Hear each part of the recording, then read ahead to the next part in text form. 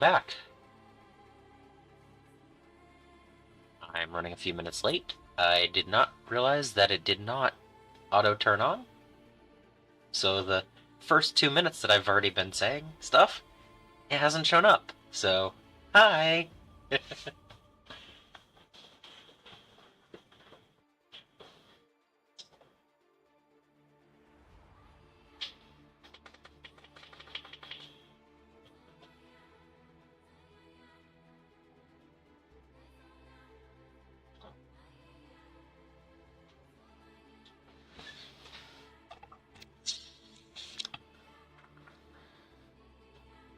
The music's loud.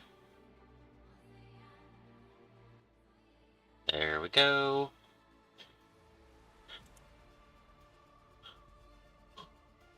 Okay. I am not getting any... Why is this... Hi! Trying to get this to work.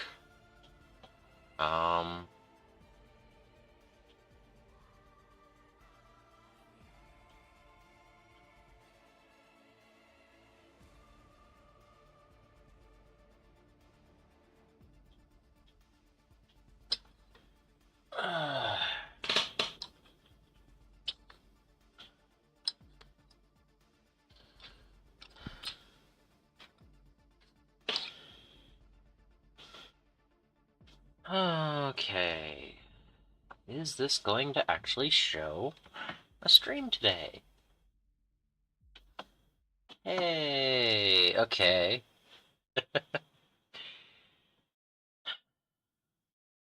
So, attempt number 3.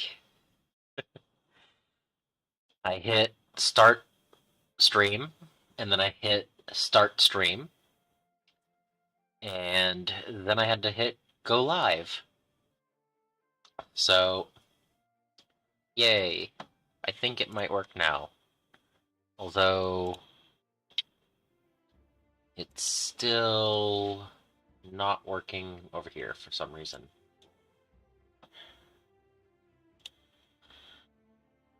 Why is this not showing live?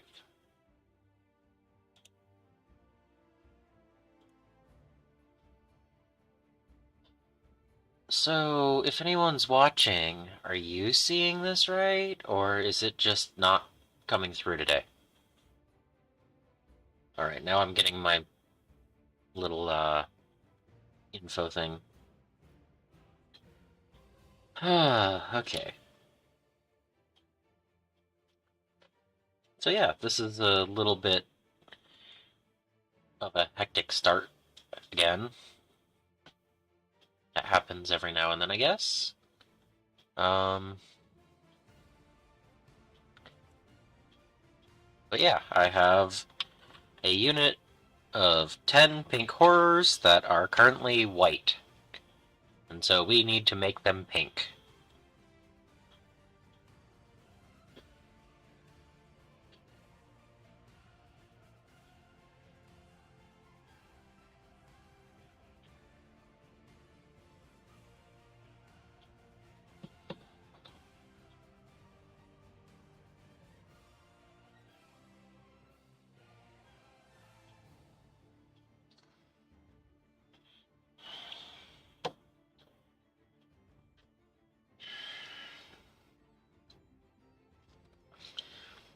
So,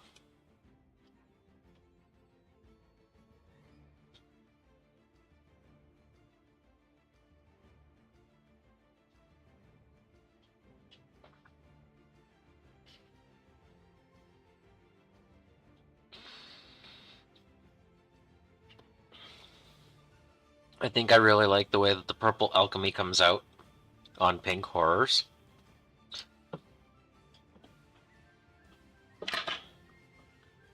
Some examples are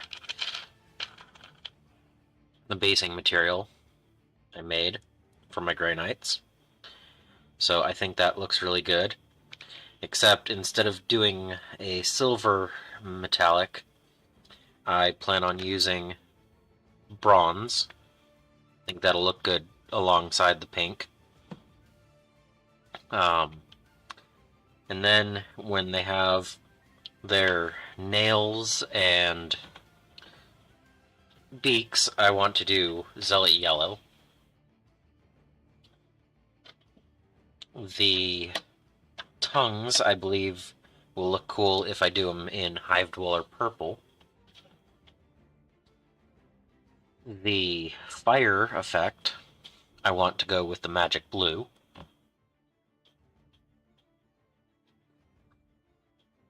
And then for the little feathers and stuff, I haven't really decided if I want to go with Plasmatic Bolt or Fire Giant Orange.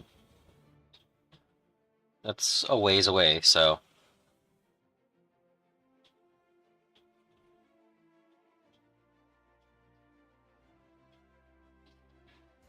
So that's my goal for tonight. And what's great is I don't even have my wet palette over here ready to go. So I'm getting a little bit later start than I was originally planning tonight. And things went a little bit longer than originally planned. But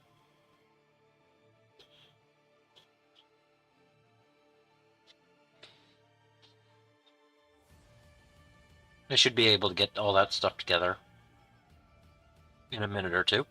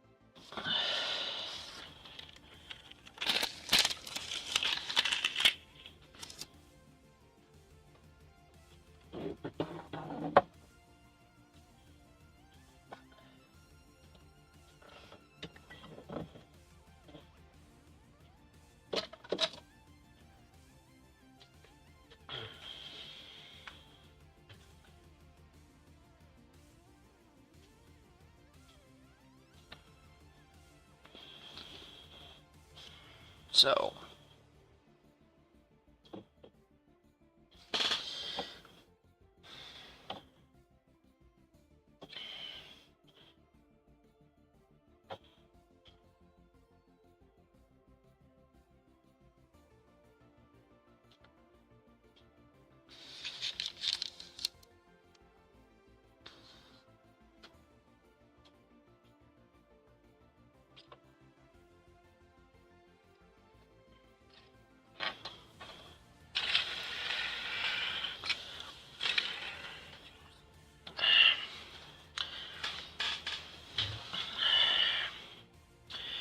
gonna center this so we have a better view of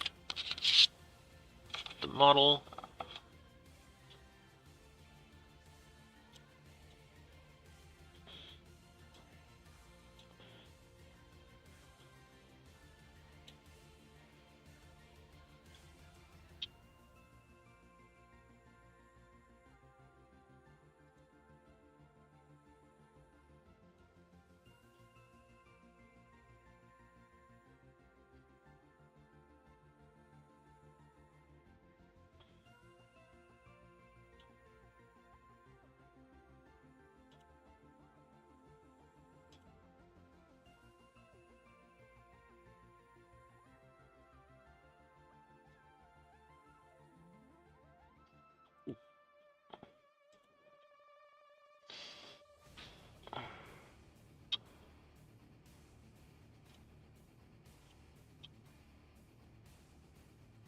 Alright.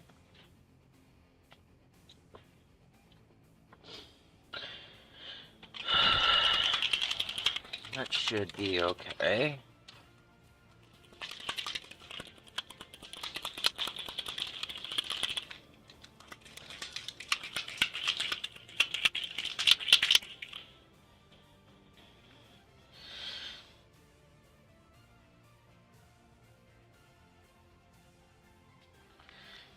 Get a little purple alchemy out on the wet palette.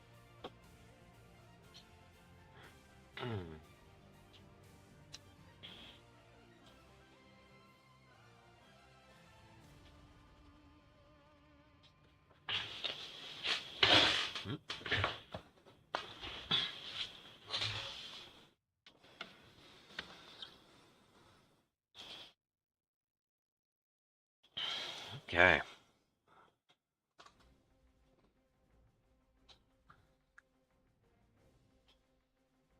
Where did the paintbrush go that I want to use?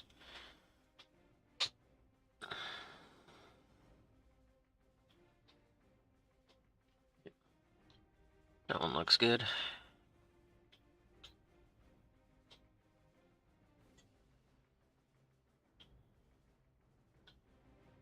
All right.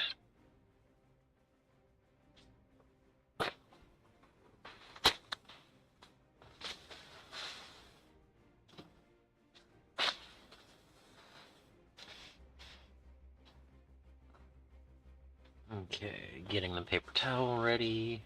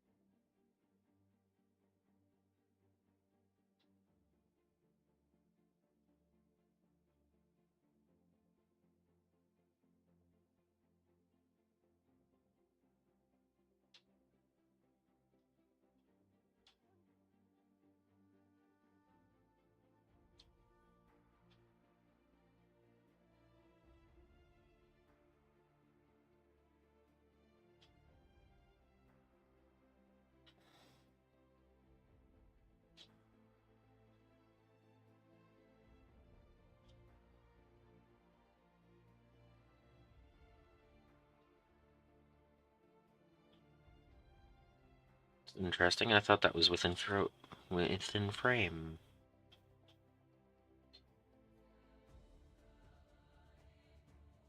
Hmm.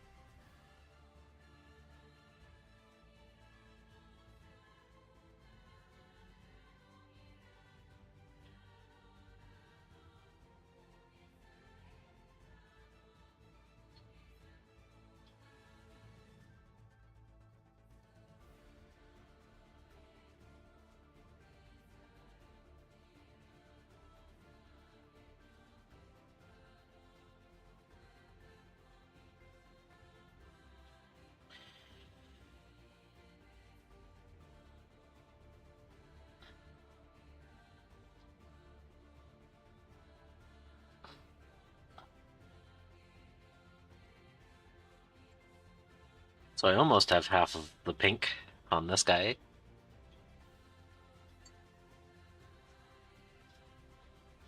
I'm going to switch to a slightly larger brush, but I'll keep that to the side just in case I need it.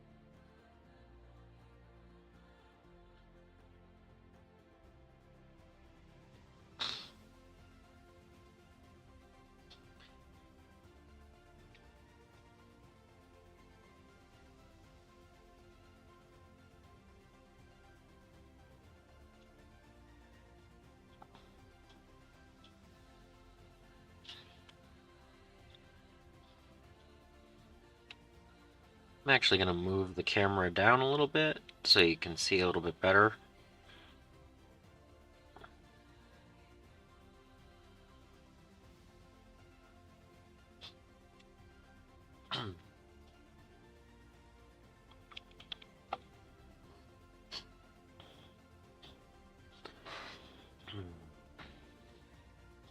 That might work a little bit better.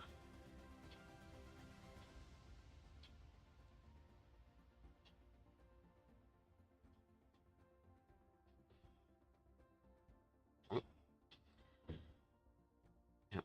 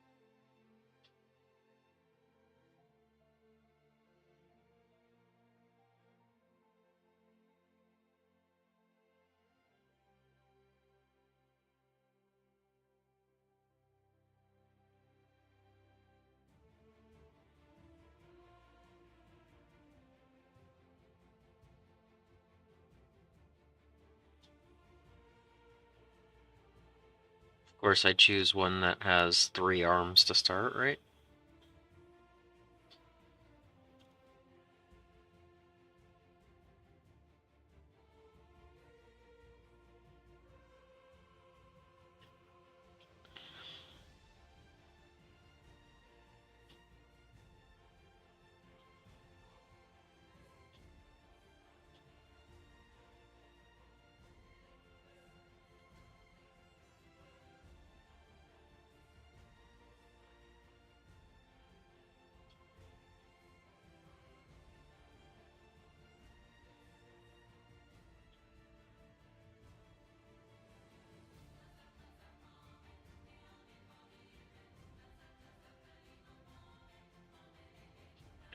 Shouldn't be that hard to go over the pink with the metallic. So I'm not being too careful with the metallic part, but the teeth, nails, and feathers I need to be careful about.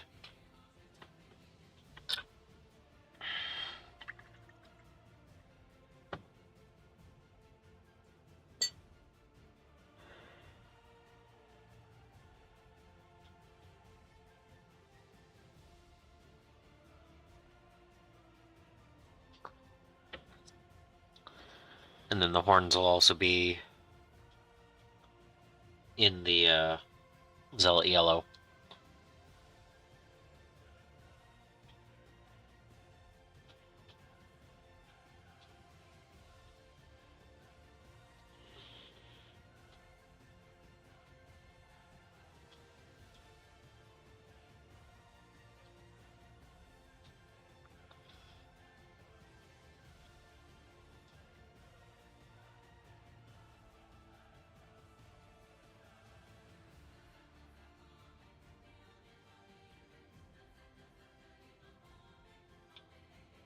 Okay, I'm not seeing anything in my little thing.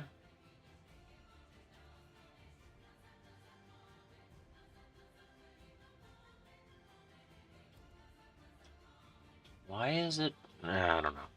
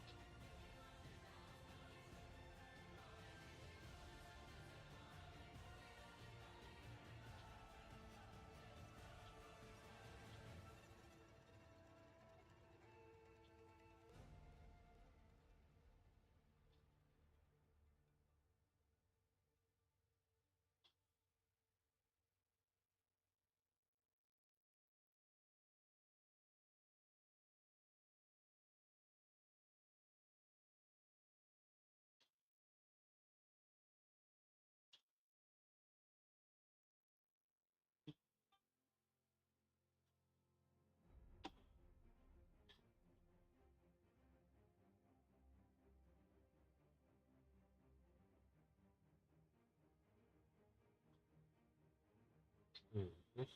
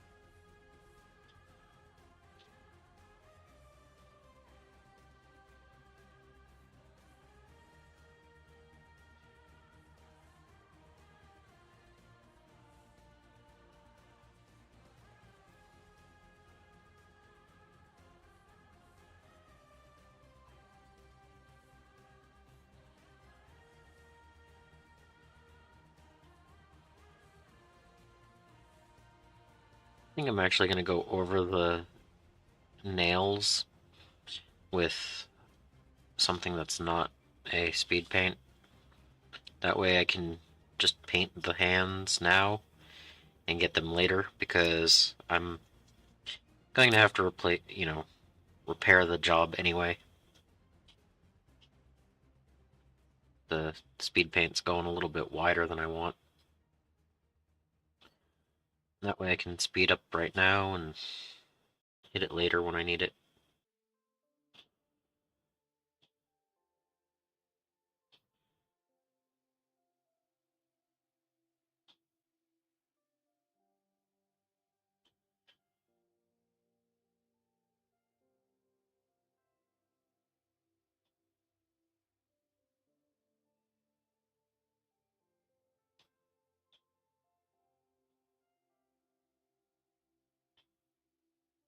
Maybe hit it with pale sand or something.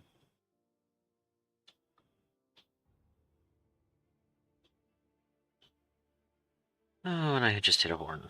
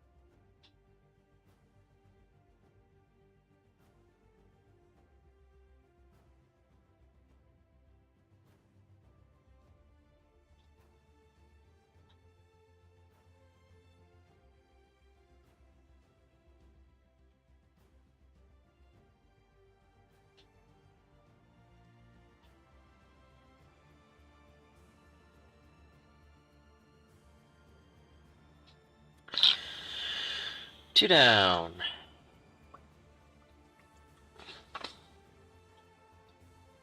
For the first color.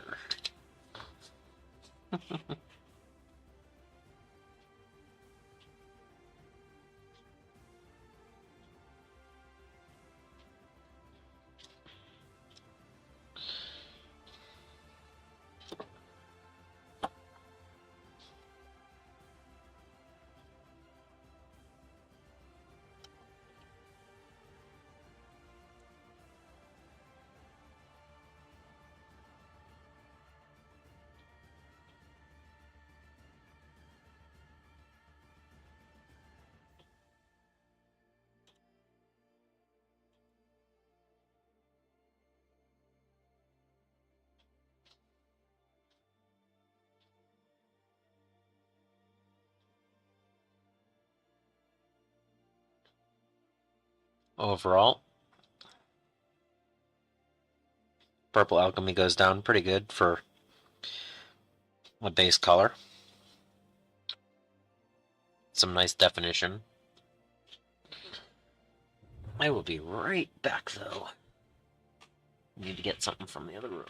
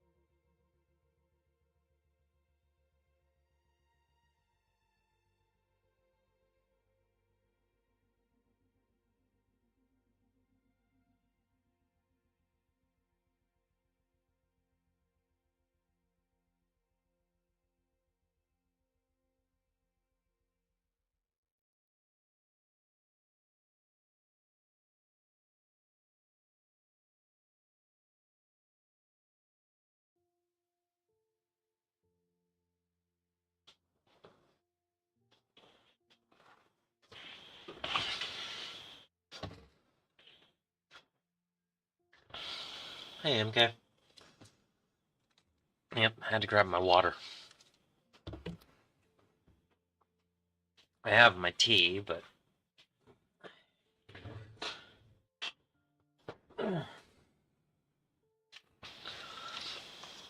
yeah, I am here. Just I didn't want to get the camera in the way. I guess that's not that bad.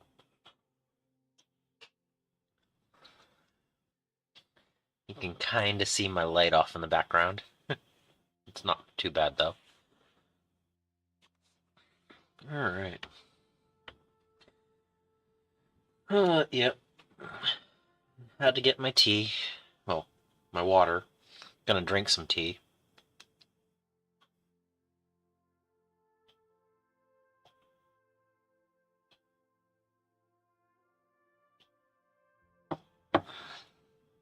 And hopefully the next one will go a little bit faster. I'm actually gonna zoom out the camera just a little bit. And then guess I should focus if I'm holding it there. Alright. Hopefully that'll be good focus.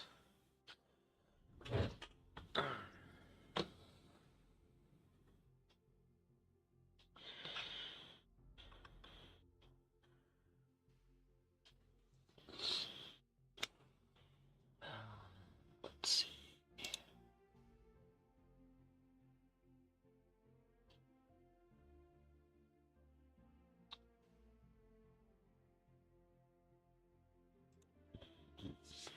Okay.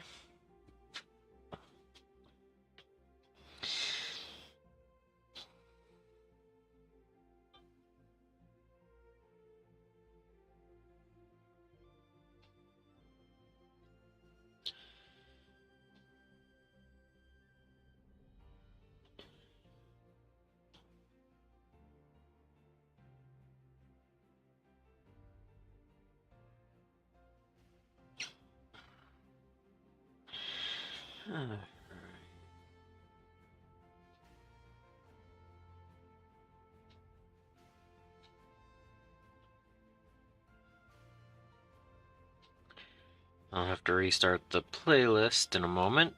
I think this is the last song on the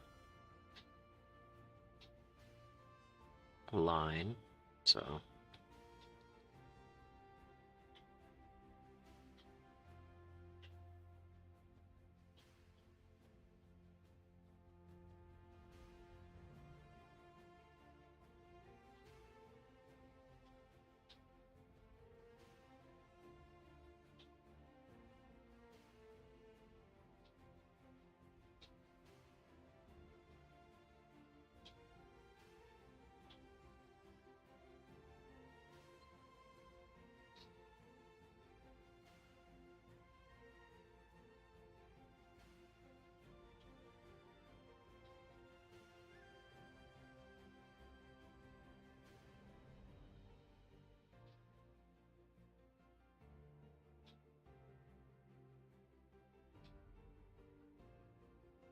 So the fun thing about pink horrors is that they are known to split into two blue horrors anytime they get destroyed. So this 10 models technically requires 20 more blue, and then the blue can break into crimson, which most people actually paint yellow. But it actually means that for each box of pinks that you own, you need 2 boxes of blue and crimson. So it's going to be a lot more painting.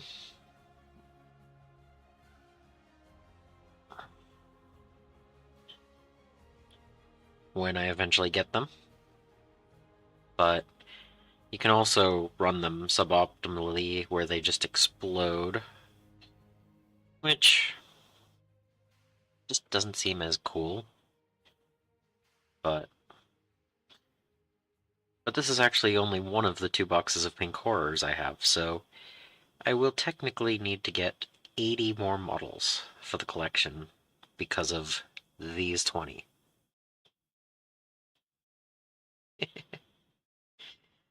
So that'll be fun.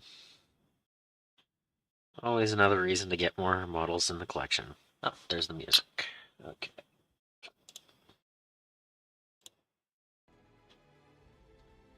No, don't start at that point. Start at the beginning. Alright.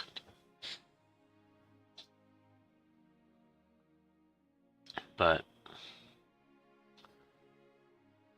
I think it's cool. I think it's a neat mechanic. It's not just reanimation or anything, it's actual change.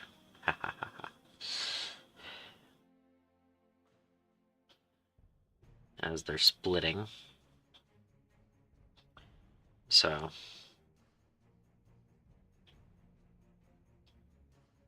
yeah, I plan on painting up these 10, and then I still haven't even built the other pink horrors. Uh,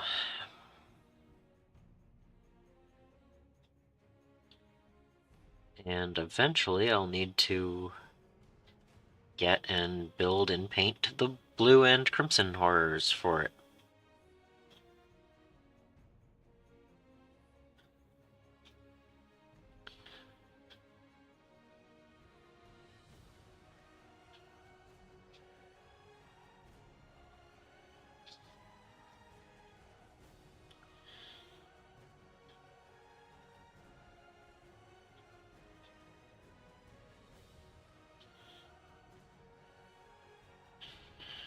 Alright, he's wearing a ring on his second finger.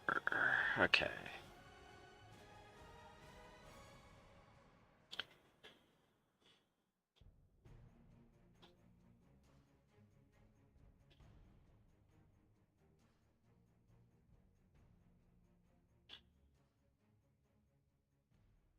When it comes to the tongue and the mouth, I may just put purple through the whole thing, because the inner mouth part down in there,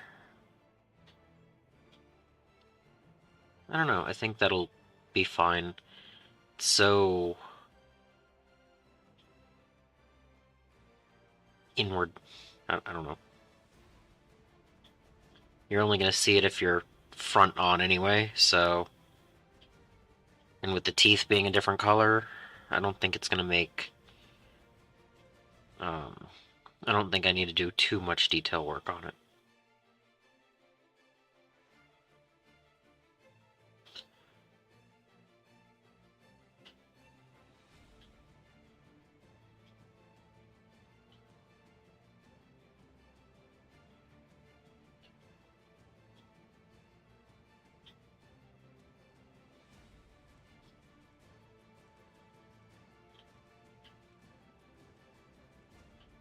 I actually think there's more surface area on one of these than a Space Marine.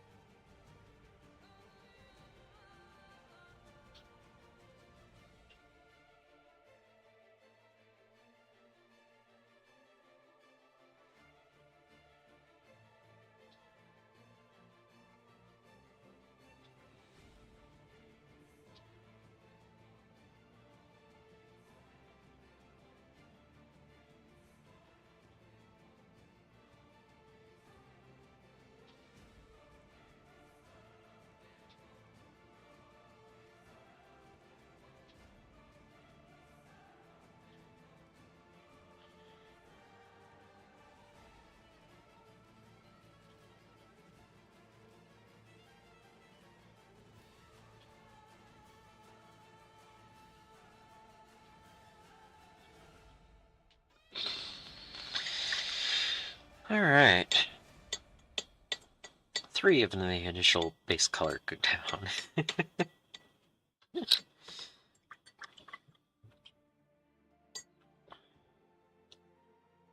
I don't think it's going to take me 15 minutes to model just for this color, but I mean, I painted up Cruton a lot faster than this, so hopefully it doesn't take that long. Hopefully it gets faster. I'm kind of getting used to the models and everything.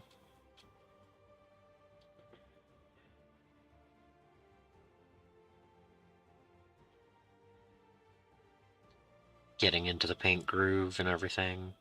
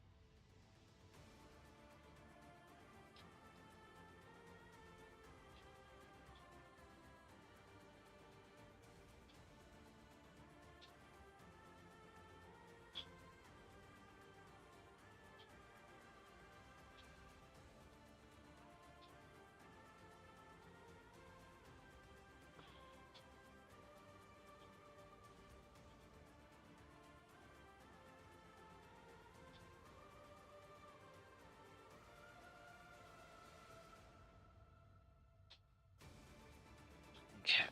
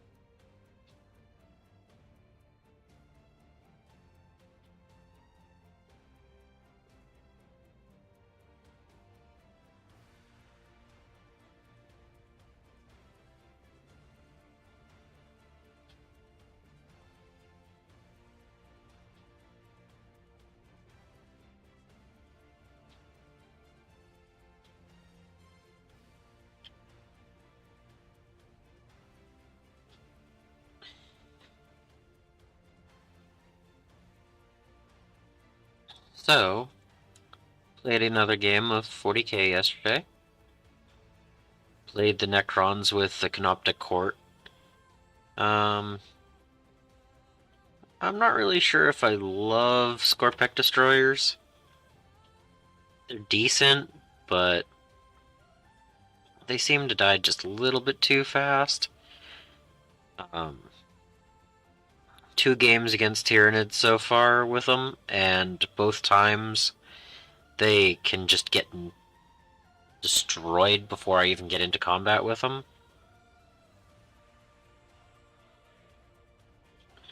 Like, I had one opportunity to use one of the plasma sights uh, out of 2 units of 6. So now, I might be putting them too far forward. Maybe I should be trying to do a counter charge instead of a charge with them. I don't really know. But there's something about them. I'm not really feeling them very much. I only own 3 Wraiths, or else I'd totally be running more of them. Um, they just really cool models. Plus, they're really powerful. But I'm looking forward to trying out Imatech and Tomb Blades. So hopefully in the near future I'll be able to do that. I did get confirmation that the Crusade starts on the 2nd of March. So I need to have my 1,000 points built and primed at least. I don't know if I'll get them all painted before then. I like to paint during the escalation, so long as I have 2,000 points plus by the end of the escalation league, I think I'm doing pretty good. Um,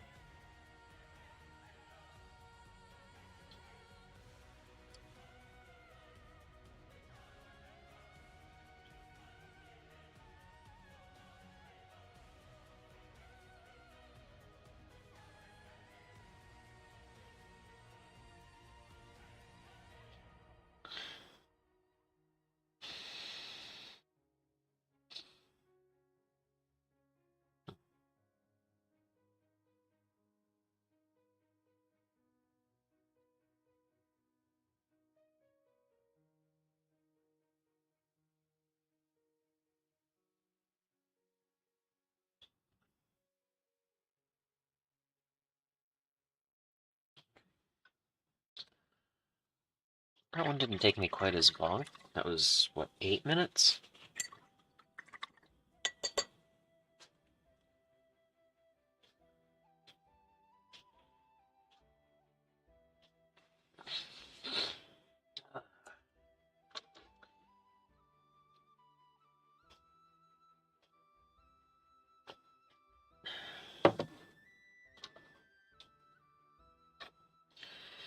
Alright.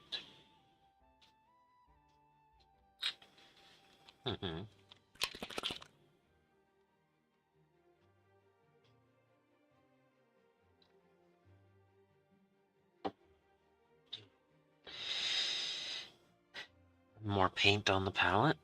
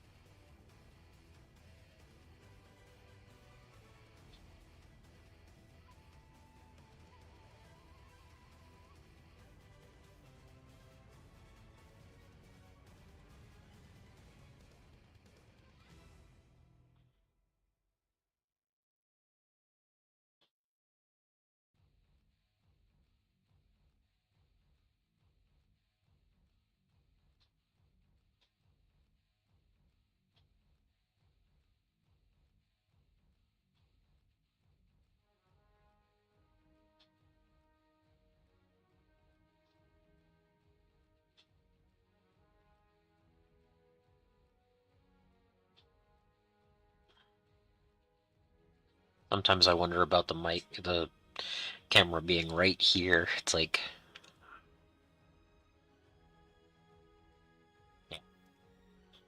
just, the weird thoughts as painting.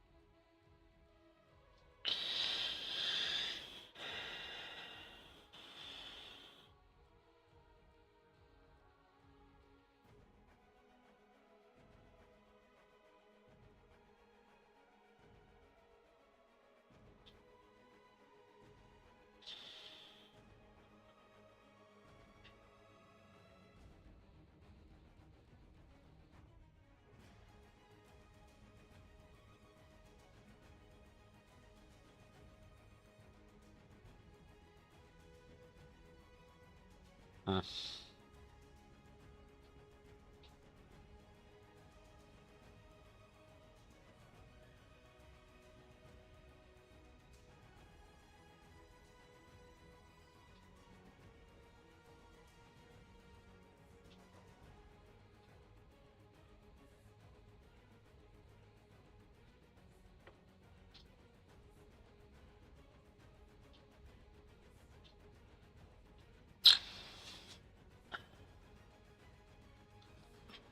Alright.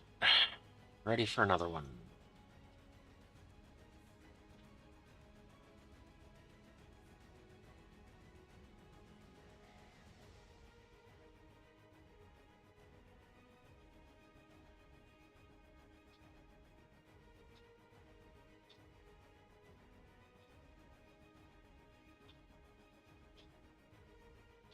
This one has feathers and a beak, so I have to be careful about both of those. Mm-hmm.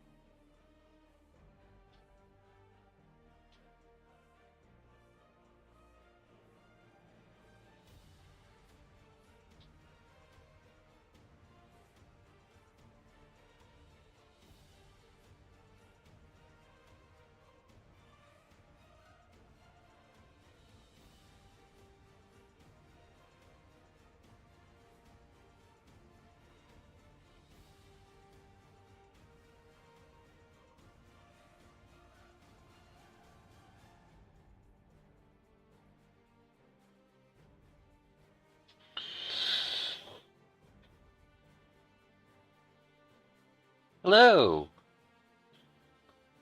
I don't have a donation button through YouTube yet. I don't have 500 members or subscribers, whatever, and 3,000 watch hours yet. But I do have a Ko-Fi link and a Patreon, so I'm working on it. Also, oh yeah, Super Bowl is going on, isn't it?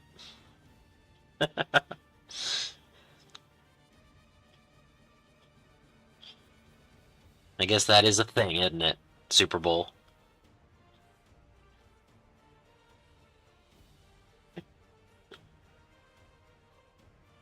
But yeah, I have a Ko-Fi link. I have a Patreon. Um, that's as far as I can go yet. YouTube's holding me back. As soon as they see that it's worth it, they'll do it for me. So, till then, I'm gonna work with what I got.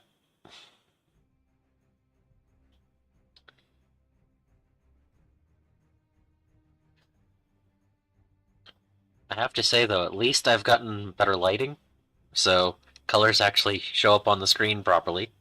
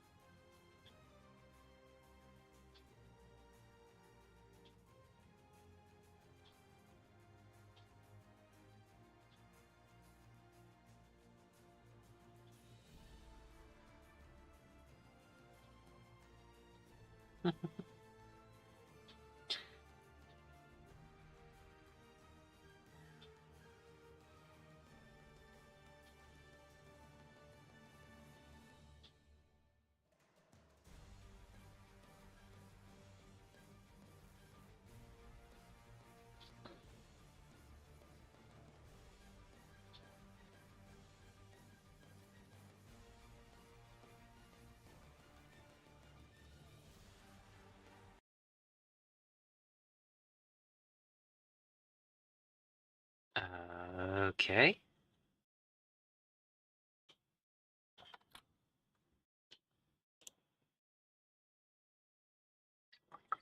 Why did my music stop? Huh.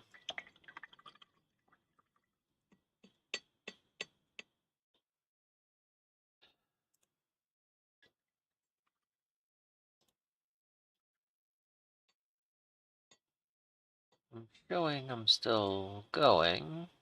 Why?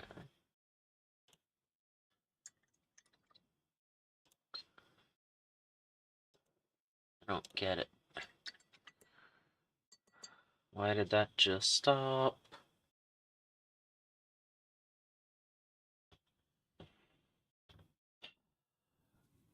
And everyone who was watching just went poof. Give me a moment. I'm gonna go see what's going on.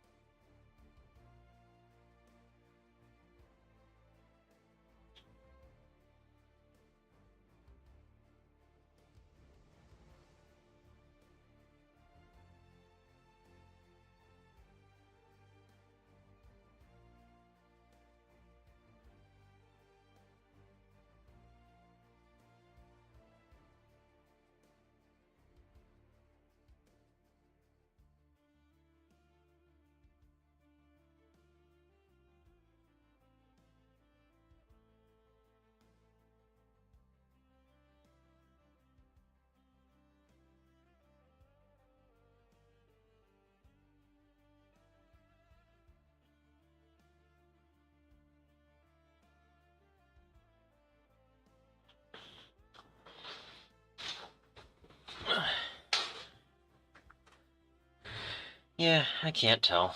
I don't know what's causing the problems. Anyway, where was I? Ah, yes. Moving on to number 7. At least I think this is going to be the longest of the steps. Okay.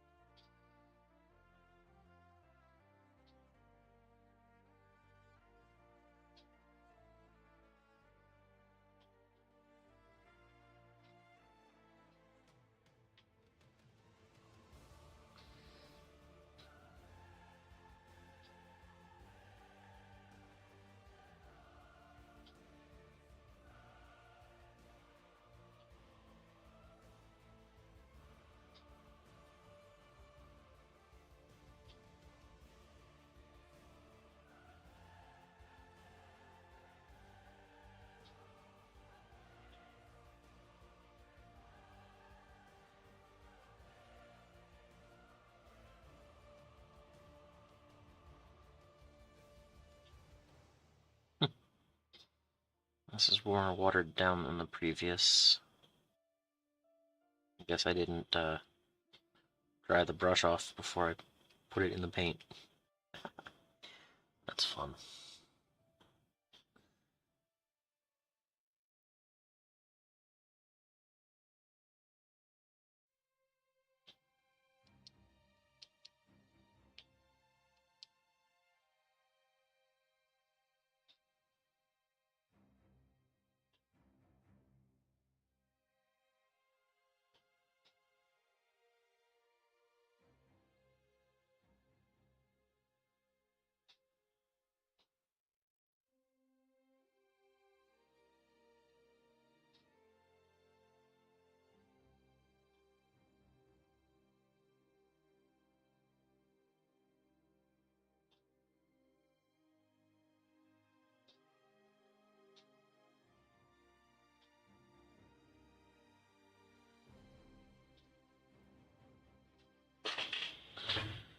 Alright.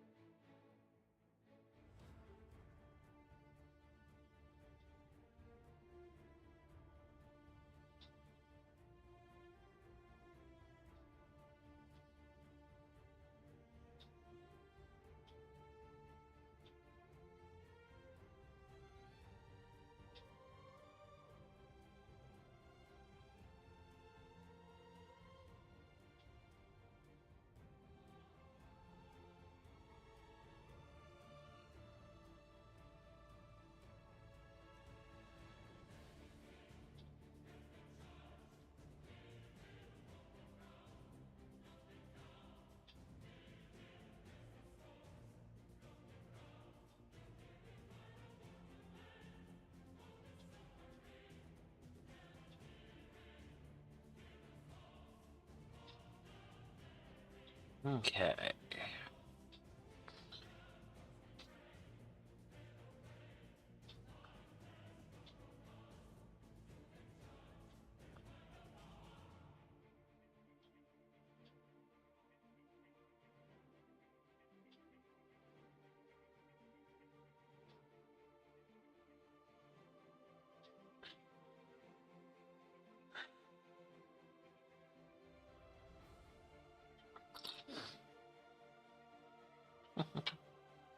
They're just surrounding me.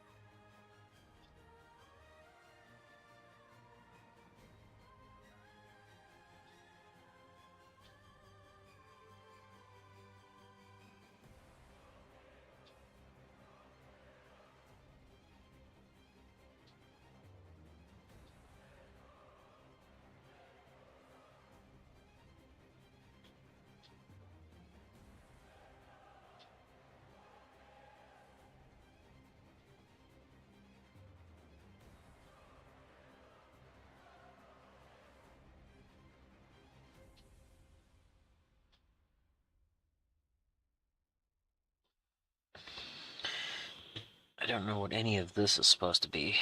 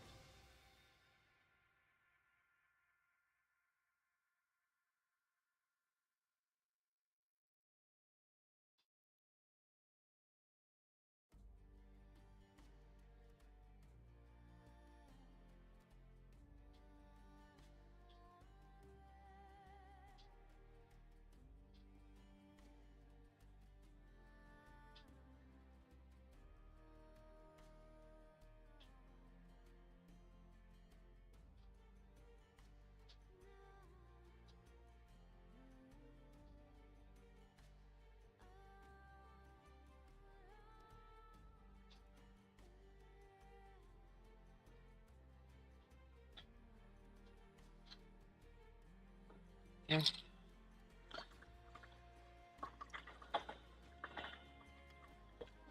Two more for the pink. Two more.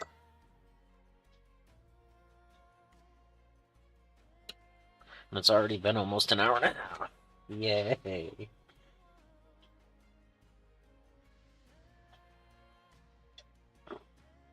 You might have to take a tea break at some point and go make another tea, but it's not yet.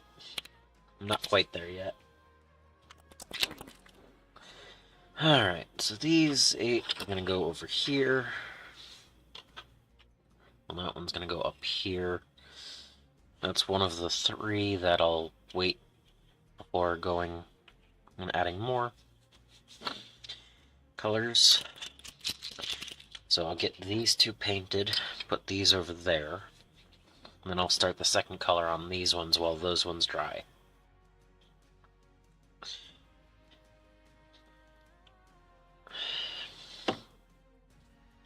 Okay. Just a tiny bit of moisture.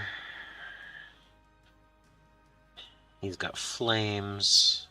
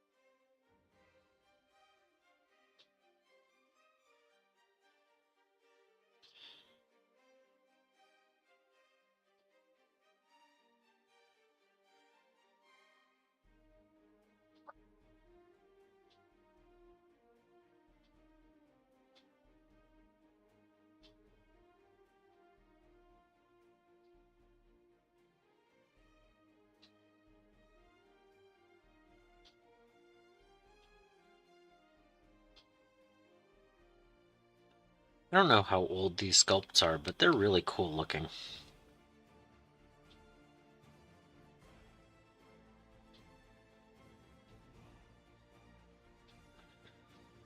They've got dynamic poses and cool details that aren't too extreme.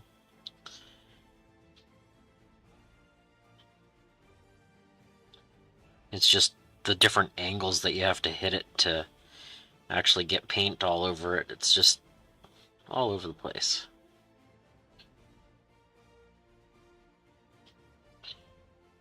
Hello! Well, you've definitely changed your handle, because I don't remember you in here before, but you seem to know who I am, so hello!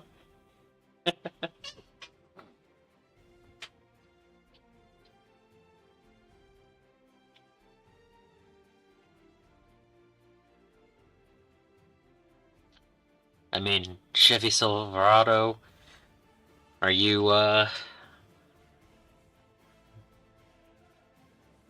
black Chevy, yeah, 57?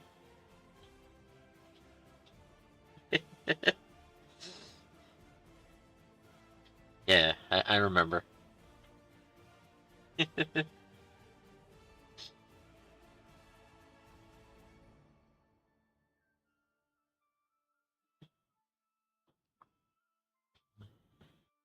Oh, okay. Hi, how's it going, Mr. G?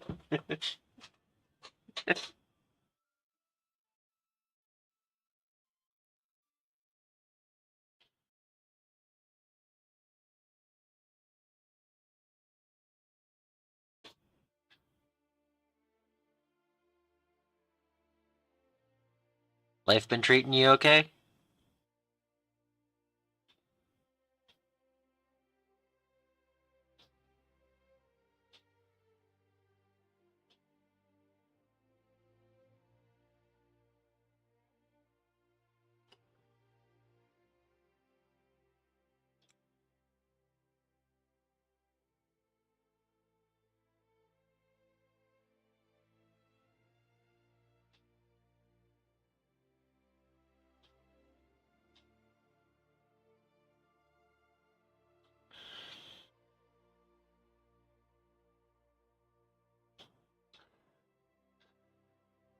So it sounds like a normal life then, huh?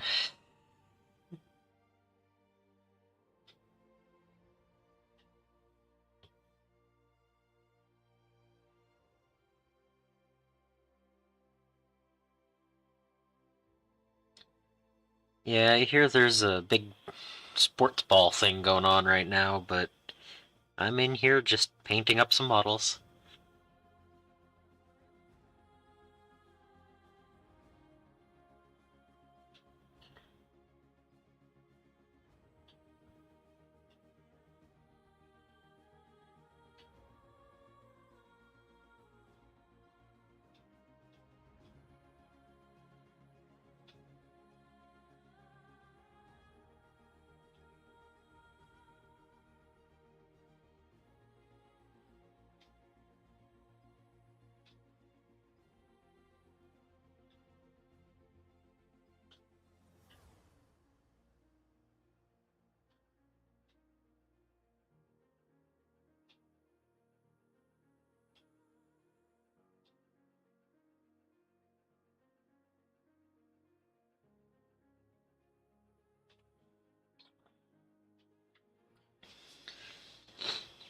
This is the last one of the first color for these guys.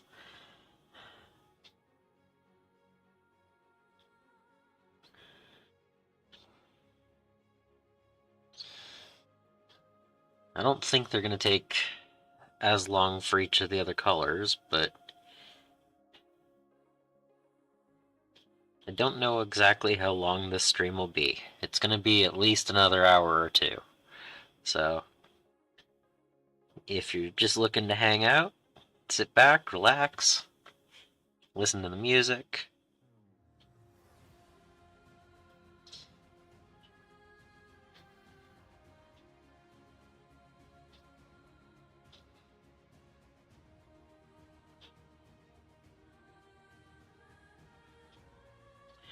Yeah, this is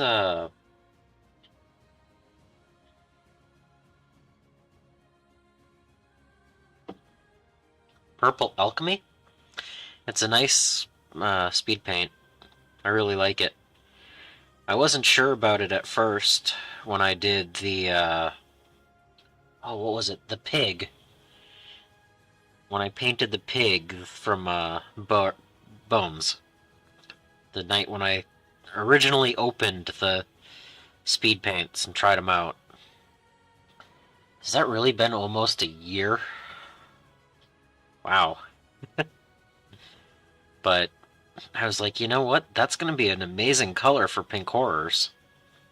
So, here we are.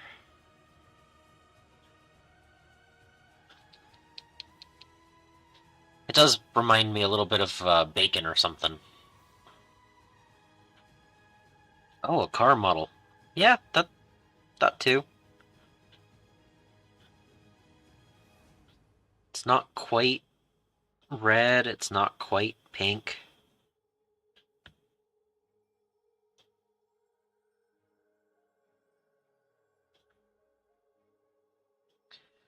color on screen looks very, very similar to what it is in person. Um, higher Cree color fixing or whatever it is. What is the I don't remember the exact name of it. The color temperature, the closer to 100 is, the better accuracy it is, type of thing. Yeah. Um, the light over here is definitely helping out color fixing. Um, also, whenever I do a video over on that wall, I don't look like a ghost from overexposure anymore because of the light. So that's pretty cool.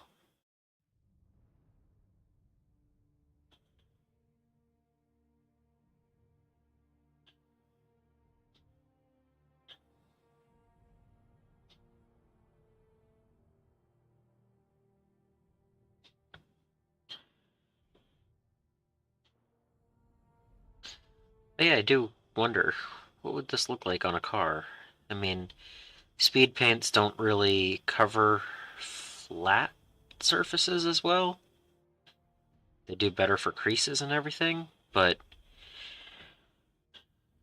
I think you can also put it on through airbrush and then it works a little bit better. I just still don't have my airbrush set up. I've been researching enclosures and fans and all that stuff, and I just haven't done it yet.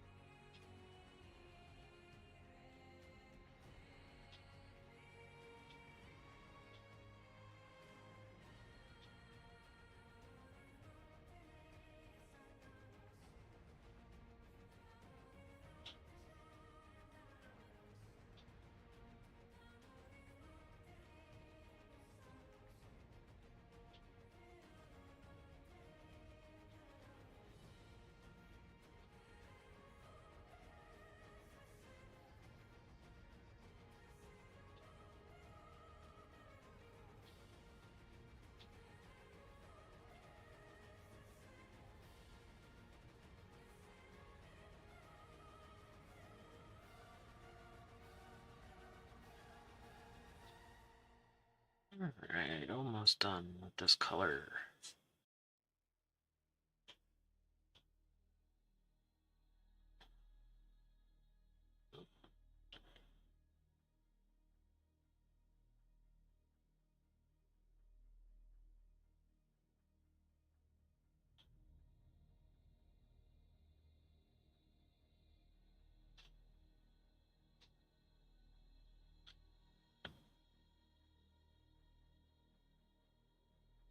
Okay, how exactly does this come down?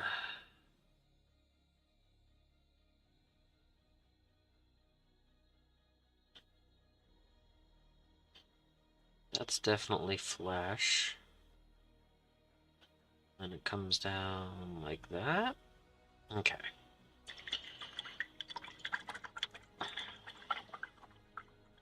The paint on my brush was starting to dry out.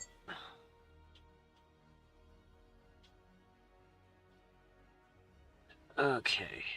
And then up here is flesh. Okay.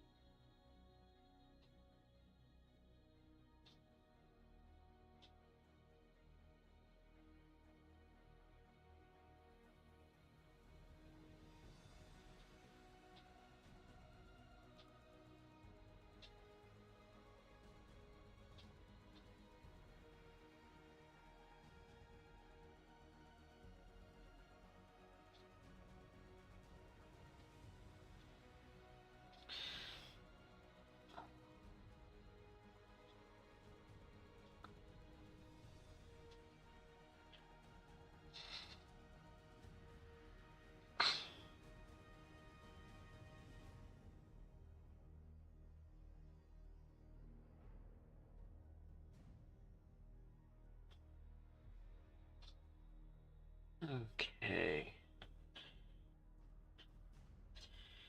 Alright, I'm pretty sure I got the rest of that model. Okay.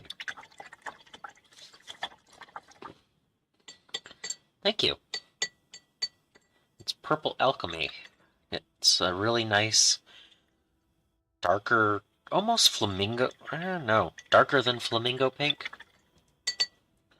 Um,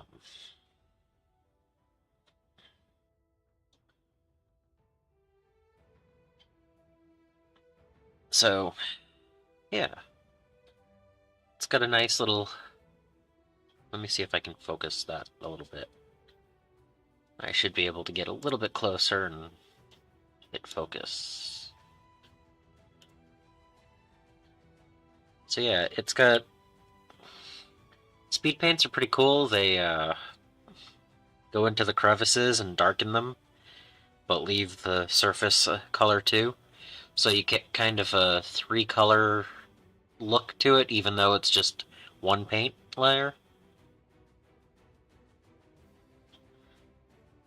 Yeah, the darker colors seep into the crevices, and it leaves a nice thin layer on the top, but then it gets darker in the inside, the crevices and stuff.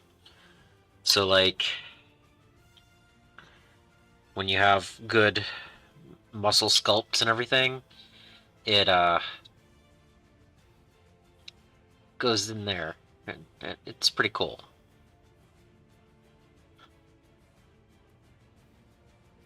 It should be all, but maybe not. Let me see.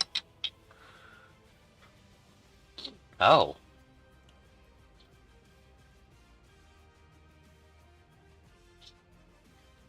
I was on Top Chat, but everything was coming through.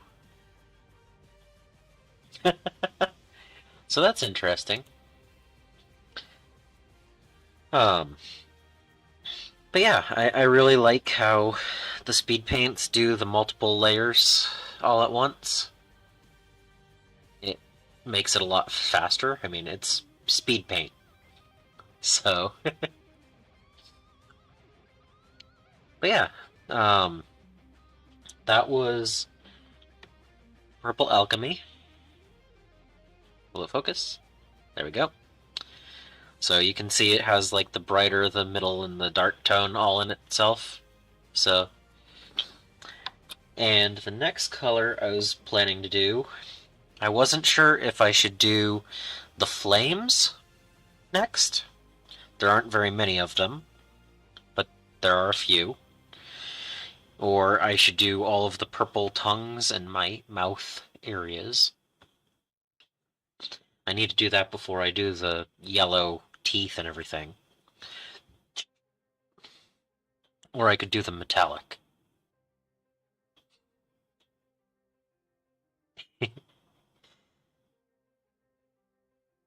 But I think because it's just one spot of the models, I'll do the purple next. So this one is Hive Dweller Purple. And again, it has the three different color options in one bottle. So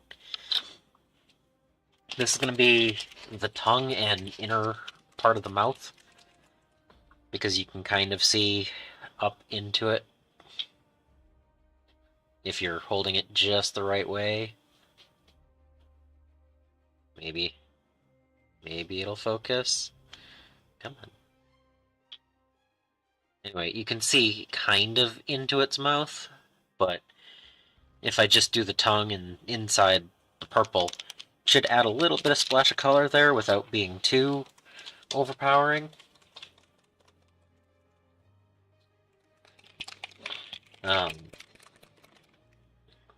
the fire is going to be magic blue because it's magical fire. The beaks and teeth are going to be zealot yellow. And then I'm not sure about the feathers, if a few of them have feathers on them. And I haven't really decided whether I should do Plasmatic Bolt or Fire Giant Orange for those. I mean, the different steps and color options and stuff, it really is kind of interesting seeing how color options are chosen. And like, if you have the pink, the purple alchemy, let's see if I can do this on screen. Alright. So if I have that, and the metal is going to be bronze, and I know these are the other colors I'm going for, like, as far as color theory, do I go with the orange? Or the plasmatic bolt green color? Like, they both have...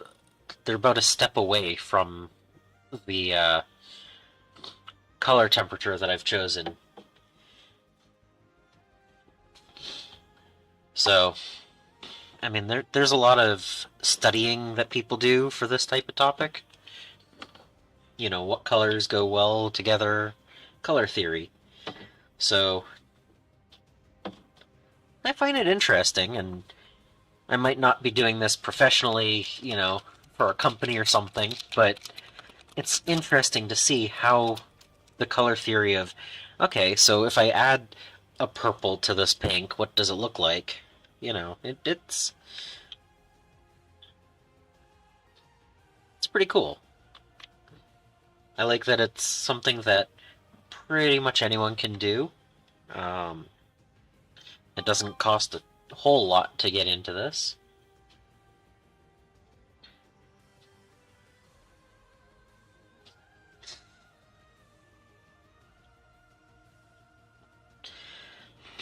But yeah, if you just get right up in here and the tongue.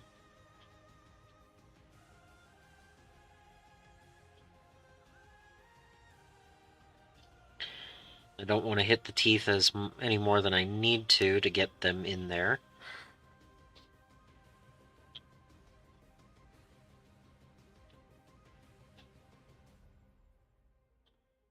But just darkening down the inside of the mouth a little bit.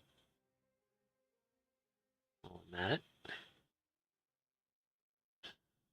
I'm not that worried about if I get a tiny, tiny bit on the outside of it.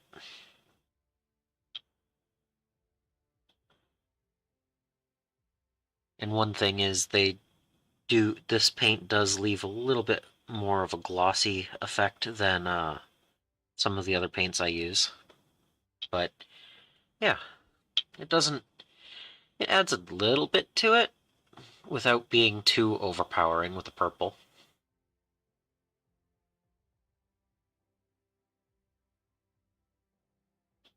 Yeah. And like even someone who chose to build pink horrors the same way and use the same paints might not have the same results as what I do. So, I mean, it's something small, but it adds. It's just it's another color added to it. It's not too crazy, but you know,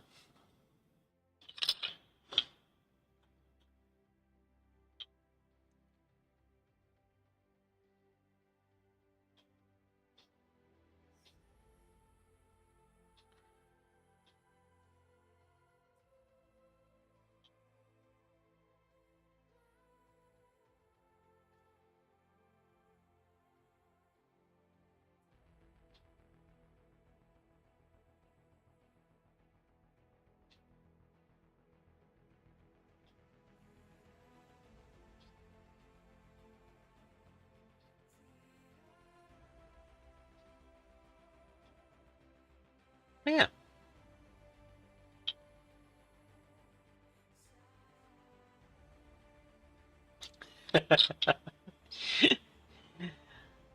Yep.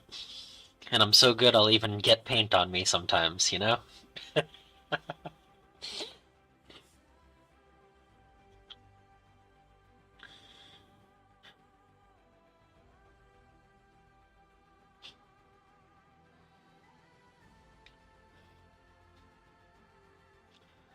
Yeah, I just try to get in, you know. Get a little bit of paint here, get a little bit of paint there. They're definitely more fun to play with once they're painted.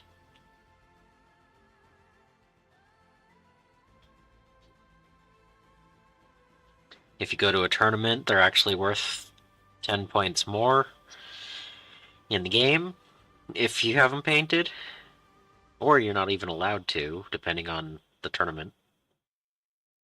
But just one of those crazy Games Workshop rules, I guess.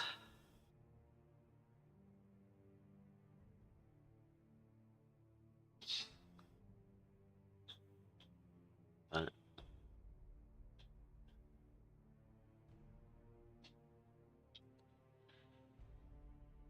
yeah, I mean the purple's only a 1 or 2 shades darker than the pink, the highlight versus the shadow of the two colors. So it doesn't have a huge transformation. I could even probably water down the purple and use it as a shade in the recesses, a recess shade. Um, if I wanted to make the purple, I mean the um, yeah, purple alchemy.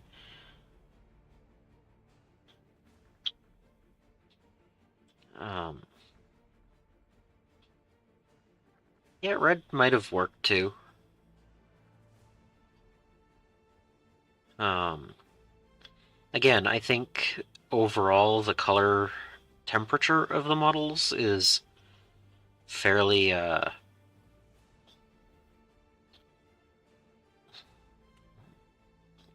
don't know. It's again, I never went and studied for this, but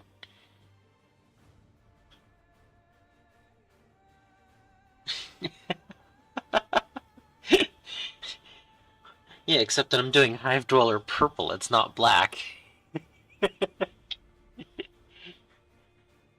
It might look dark, but it's definitely let me see if I can get the color to show. I think I need to let it dry first. So after it dries a little bit, you can kind of see it's a dark purple, but it isn't black. It's got like you can see it's still glossy down here. Here, maybe I can get. Yeah, it's still a little bit glossy to see that properly, but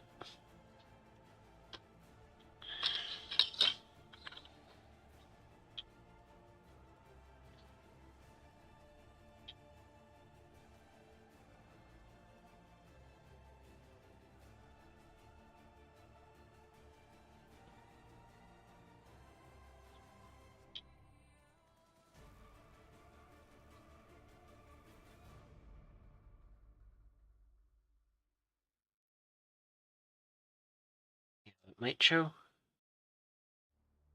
Maybe. Come on. It's just a little bit thicker than. Yeah. Hmm. I don't know why that's not really showing up very well, but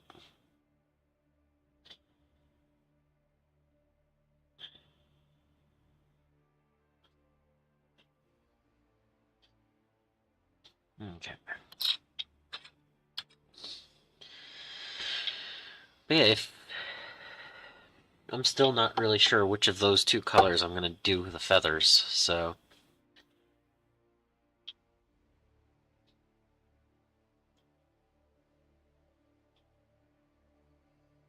I think the orange would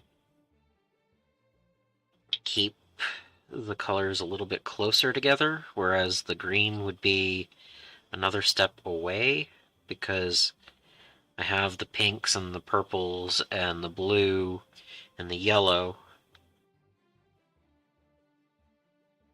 So I'm kind of going around the color wheel.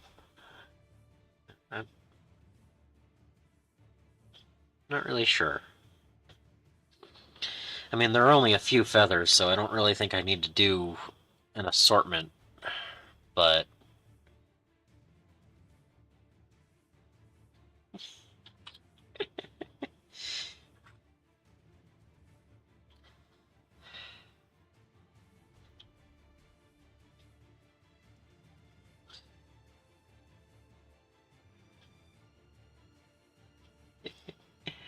you're having too much fun with the alliteration.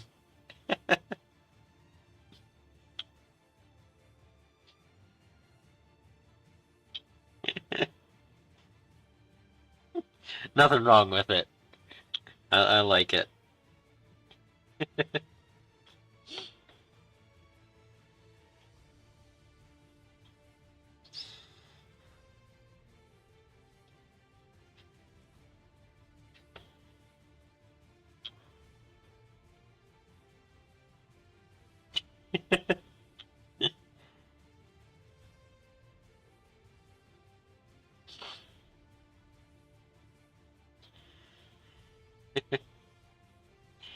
East Coast today, huh? Okay.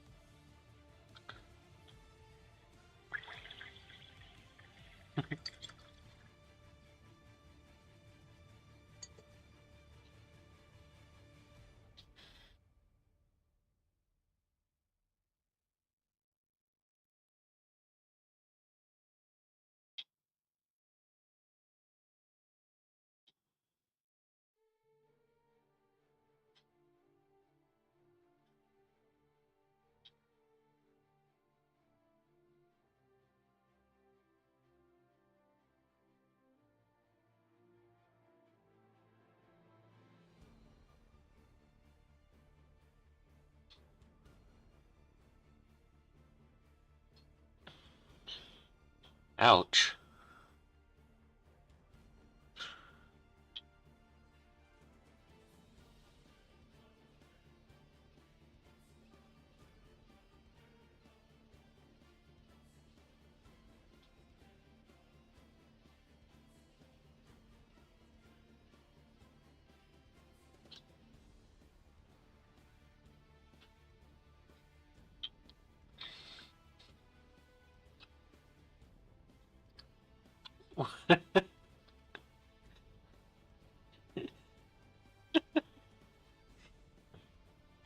Okay.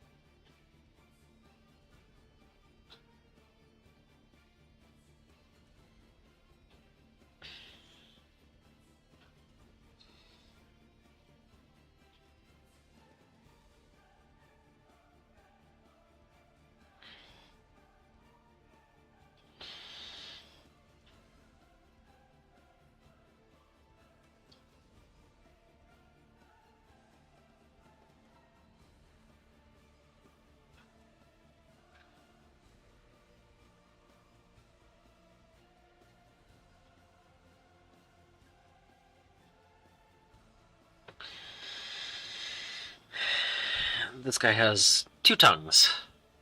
Because why not?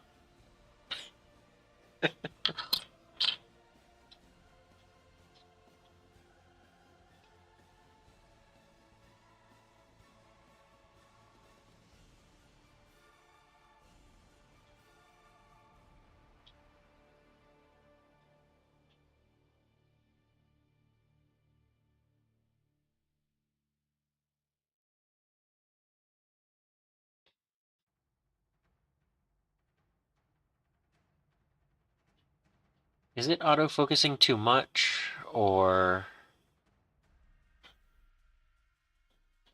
is it okay? Because I haven't turned off the autofocus from earlier. I'm not sure if it's going way too crazy or still doing okay.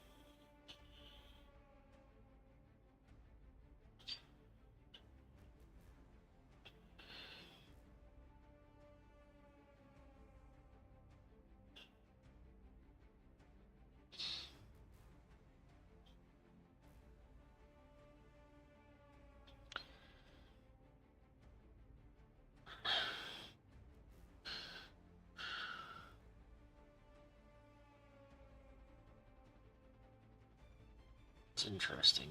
It doesn't like. Anyway.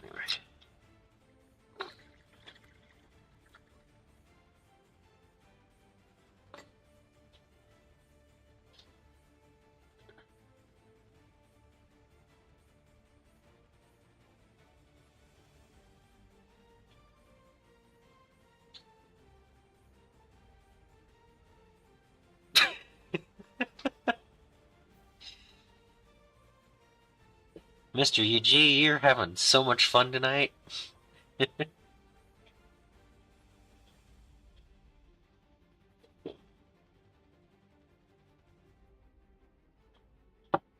Okay.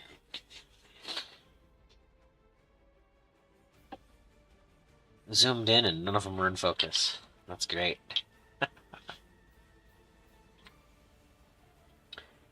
Alright. I think I'll do fires next? Fires.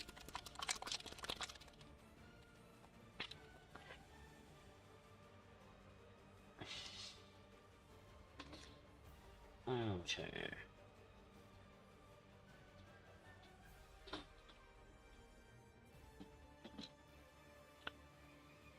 Alright, who has fire?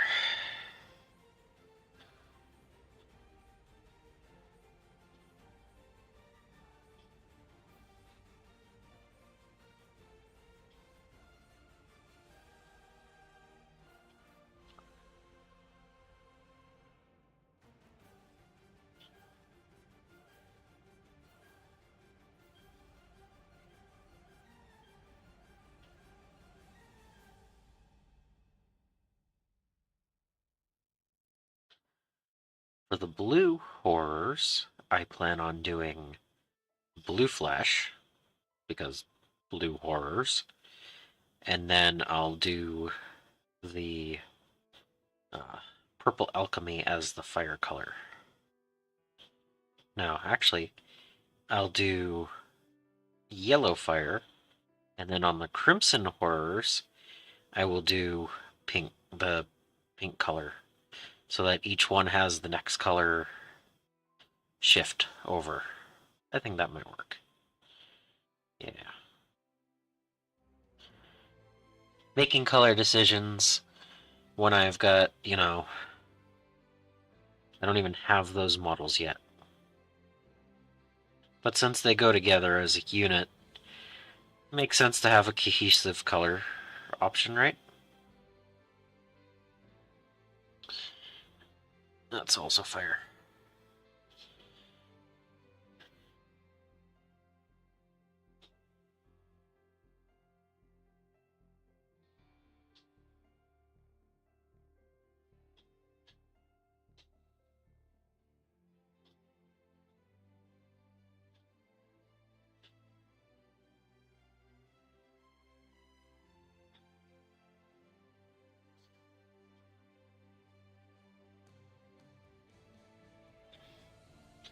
Oh, the magic blue? Yeah, it's a pretty nice color.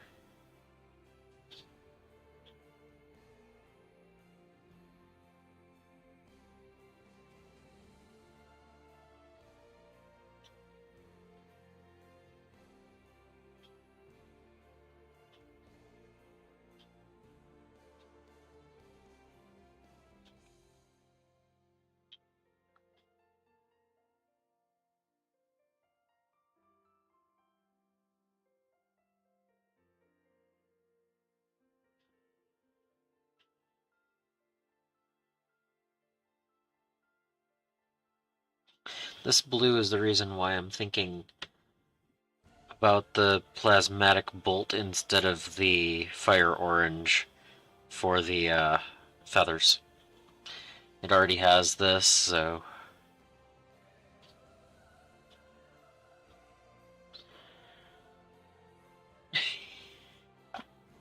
I mean, it's a regular paint, but speed paint is made to have the multi effect based on crevices and stuff, so that the recesses get darker than the area around it. I know that people can put it through airbrushes and it goes down pretty nice and stays more of a consistent color, but I just use a brush because that's what I got.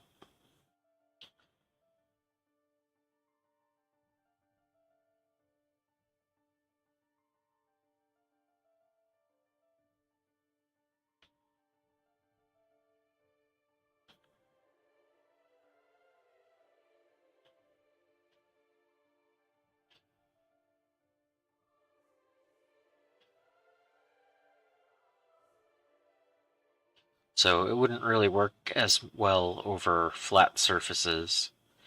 I probably wouldn't try to paint a picture with it on a regular canvas or anything, but I don't see why it wouldn't work as far as like just regular paint. It just wouldn't have its speed paint, multi color effect as pronounced.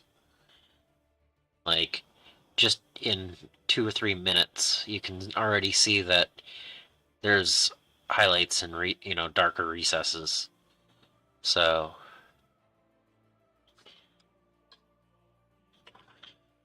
not every one of these has fire. This looks like it could be fire.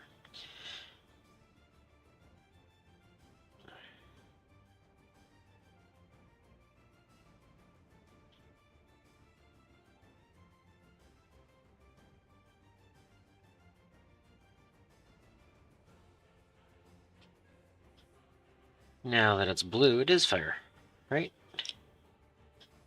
That's a toenail. Okay.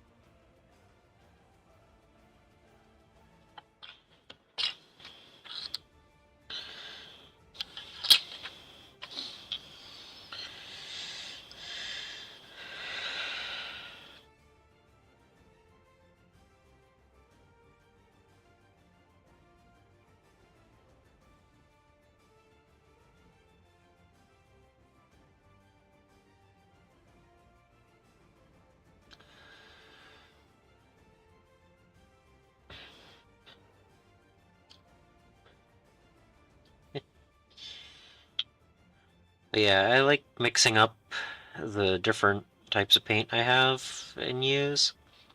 So I have speed paints and I have regular acrylics, and I'll use paints from Walmart. Still get pretty good results if you know what you're doing with them. So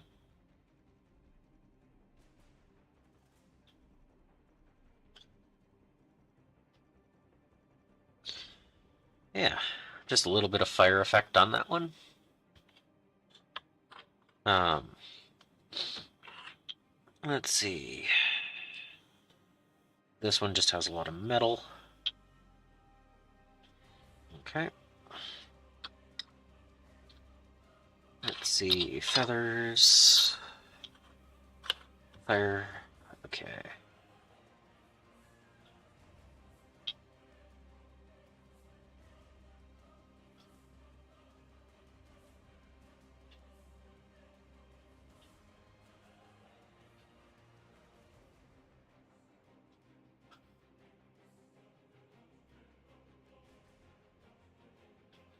Another thing this paint likes to do is you actually put down just a little bit more paint than you normally would, because you want it to have that effect. And you don't get it if you just barely cover it. You actually put more paint on it than you would normally with other paints. So it also has a little bit of translucency to it. No, transparency. Those would, yeah, that's the way. Um, it's closer to a wash consistency. So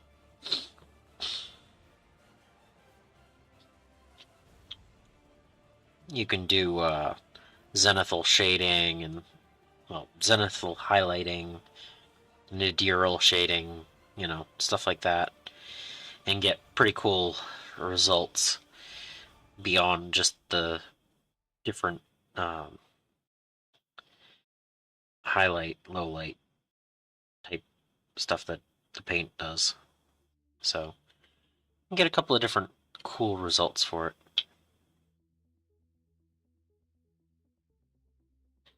Yeah, I mean, that's the cool thing. Like, you never know what colors might work together and what might not. And I mean, really, the worst case scenario is I don't like how they come out, and I can always paint them a new color later on. I won't be able to do another speed paint over it because they don't cover previous coats as easily, but I mean, like I said, I have tons of different paints, so not all of them have blue.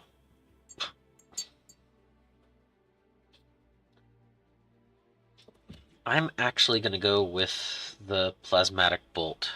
I think I'm going to like the green on here more than the orange.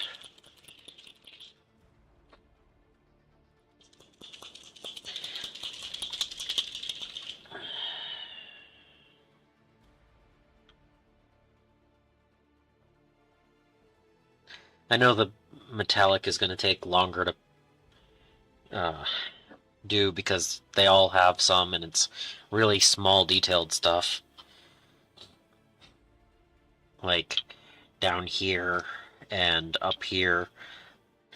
So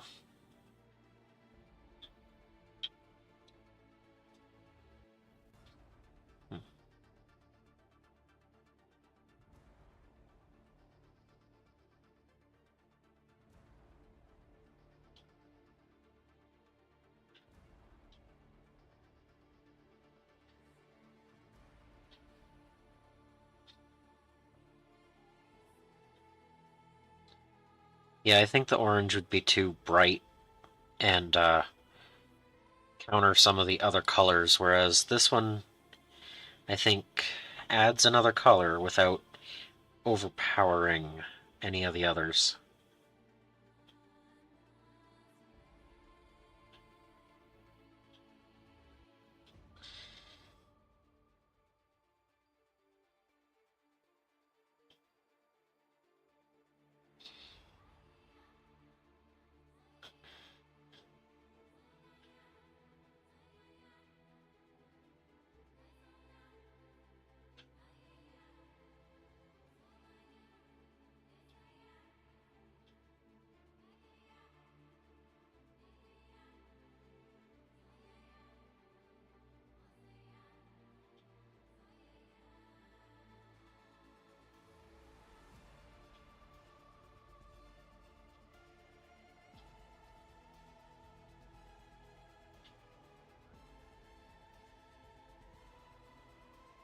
So yeah, that's not going to pick up as well as it should because of the glare.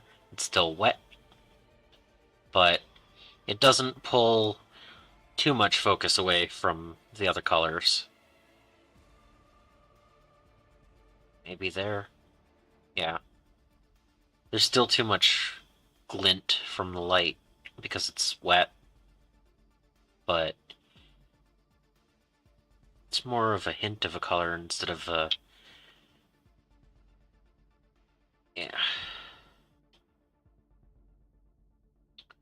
wonder if I just go like this.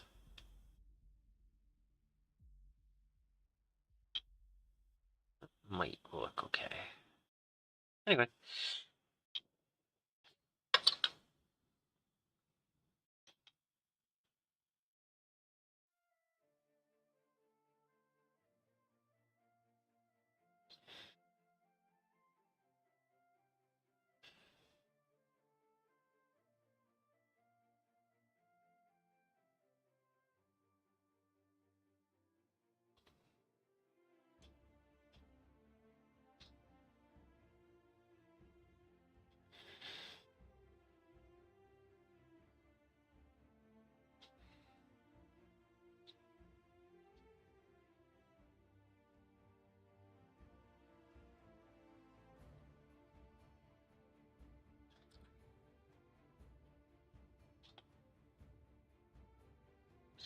No blue or plasmatic bolt on this one.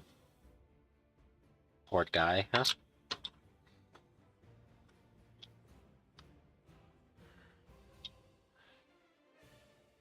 I kind of like that some of the models don't have any of the details. It means that the ones that do actually matter that they have it, and it's not just excess details to paint.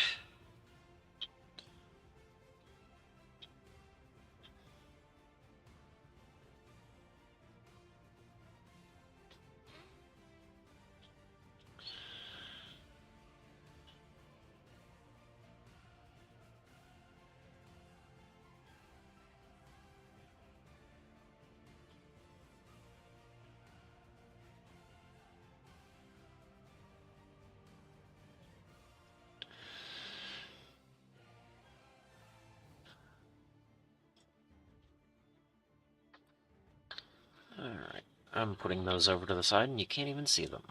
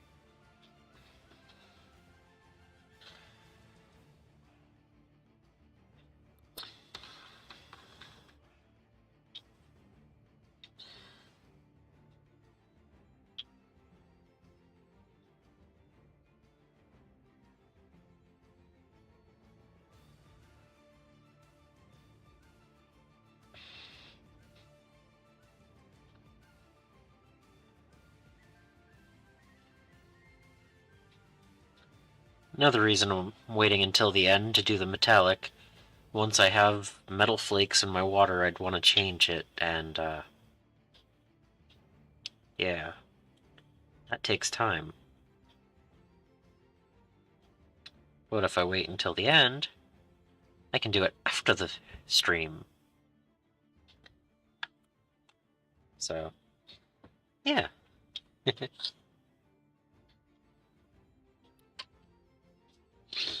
Okay, any other feathers?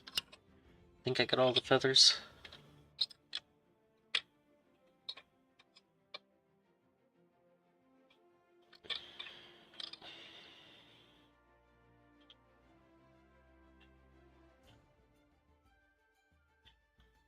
You know, I'm looking at this. I think, yep.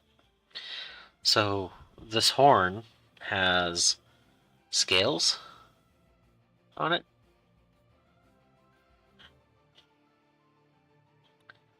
And,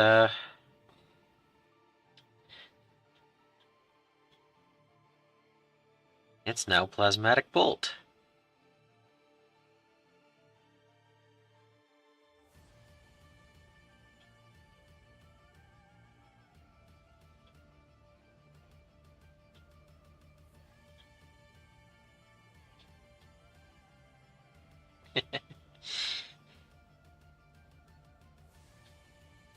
It was just a nice open area that is going to be trimmed in bronze, but that doesn't mean that the whole horn should be bronze, right?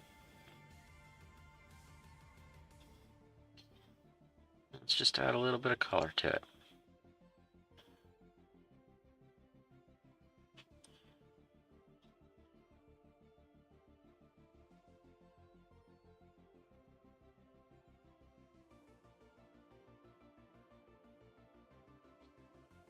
There we go. I might even go back.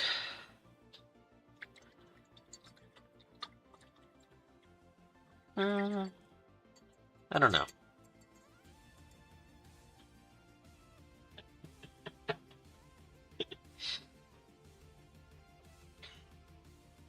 Well, you know, all sorts of creatures have horns.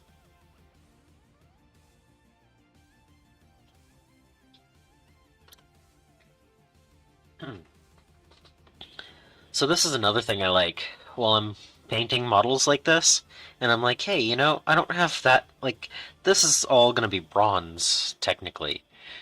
So what if I just came in and did a little bit of blue up here, just to break it up a little bit.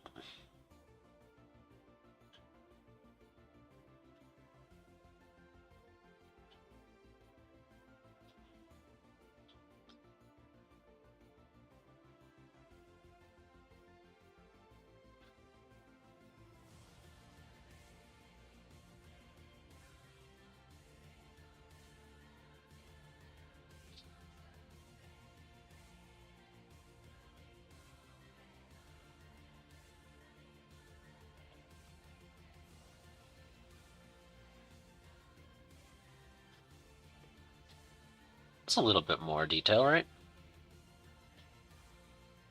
Yeah.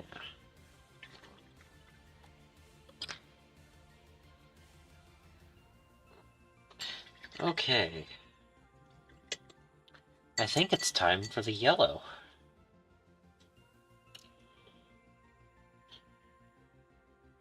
Which will take me to just needing to do the metallics and the nails of the models.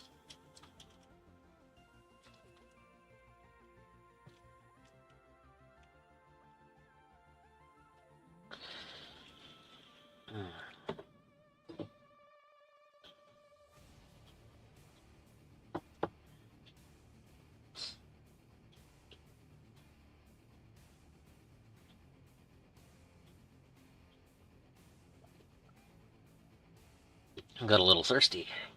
Huh.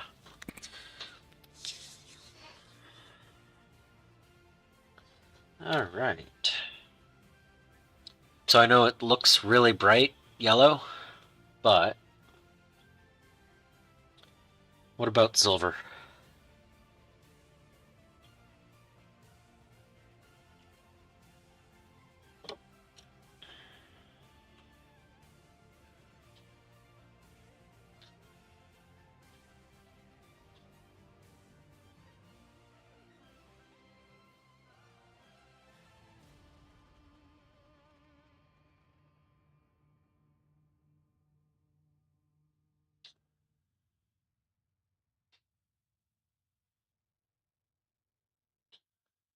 Oop, not even on the camera.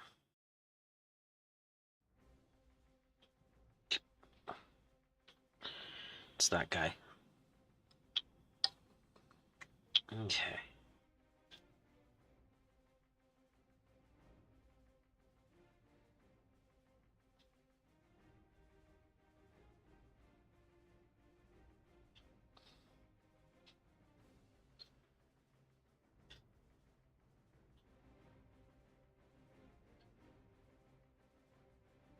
Not a fan of the yellow, huh?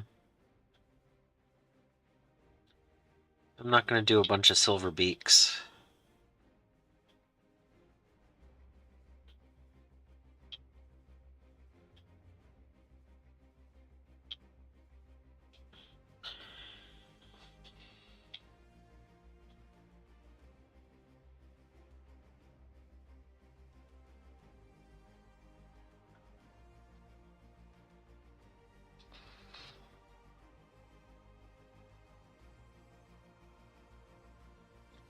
There's only like 4 models that have a beak.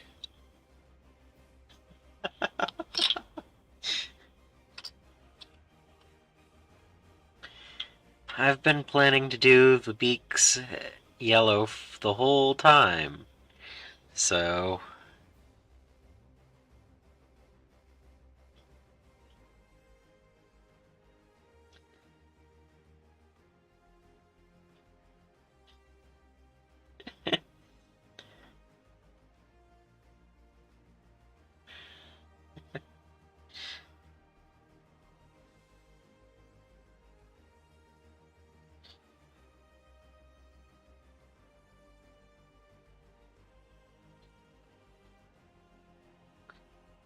you really don't like the yellow beak?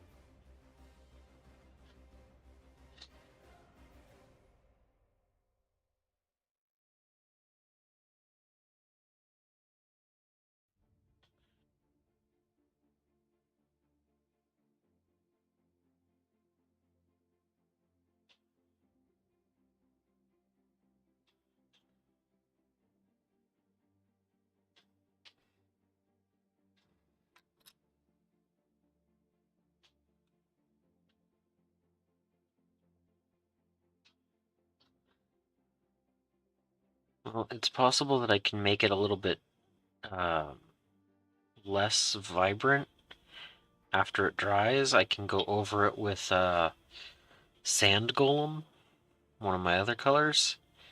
It's a tan color almost, and it should dull it down a little bit.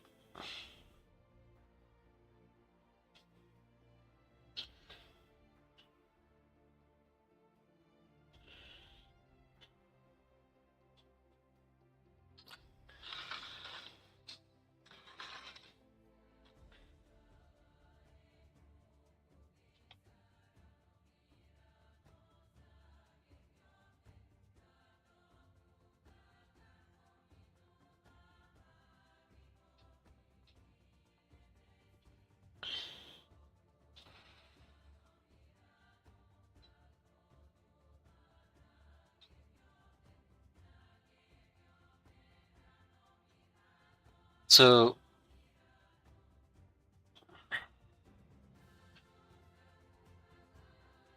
again, uh, metallics after all of the regular paints, not before.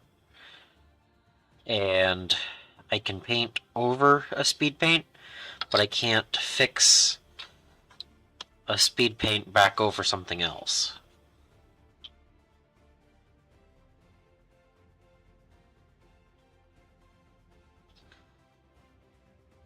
And there is such a thing as the ugly stage, when something doesn't look like it's working before you're done.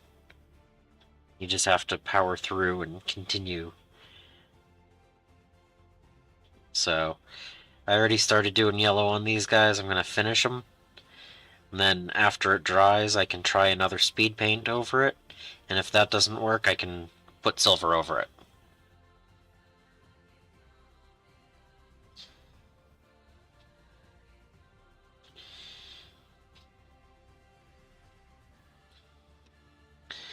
It is more vibrant than most of the other color of the model, so I'll see what I can do about dropping it down a little bit and then go from there.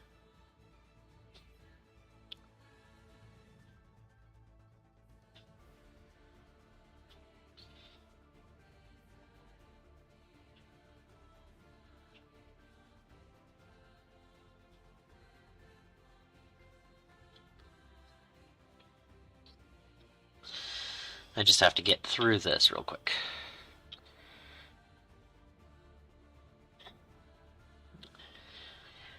Yeah, like I said, I'm going to try to knock it down a little bit once I get this all on here.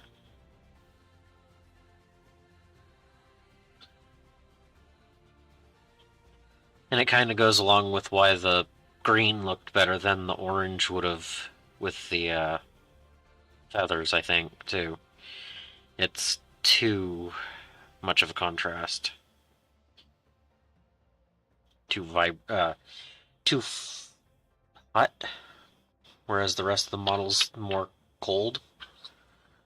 But I have like 3 more models to go, and then I can let it dry a little bit, and then go back and see what I can do to mute it down a little bit.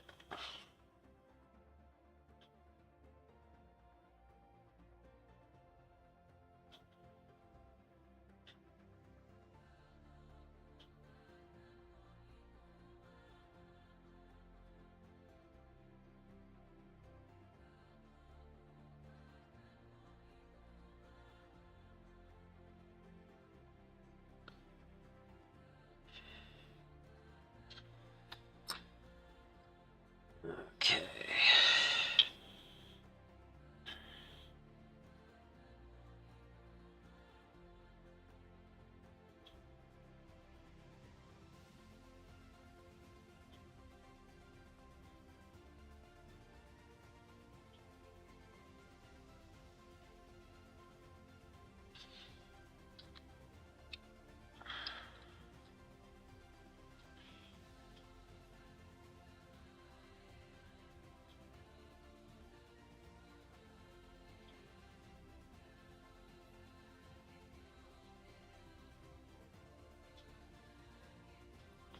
Okay.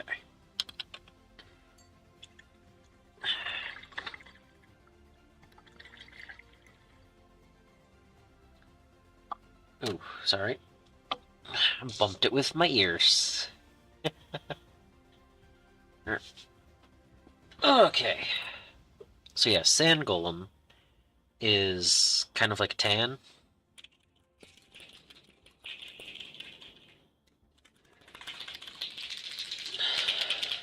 It's been sitting for a few days, so gotta shake it a little bit. Okay.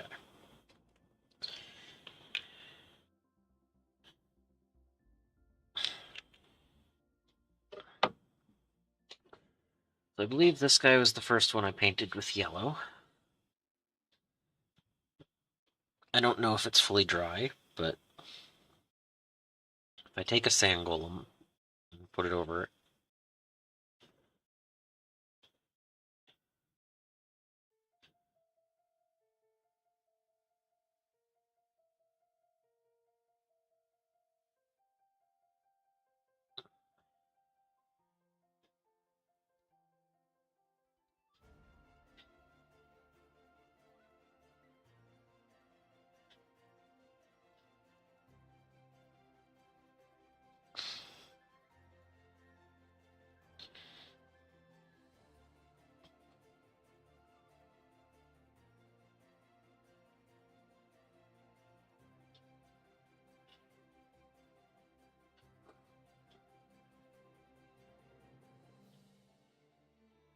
it's way wet still.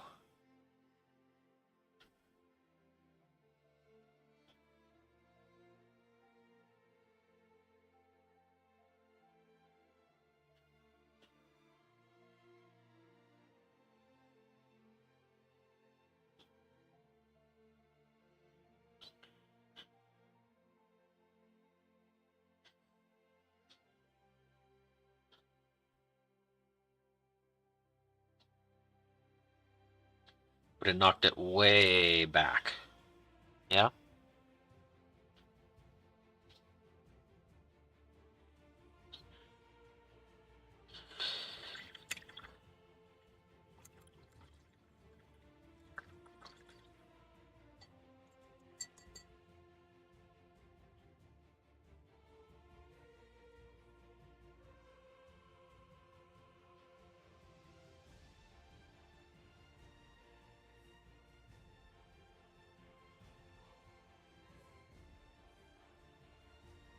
Okay.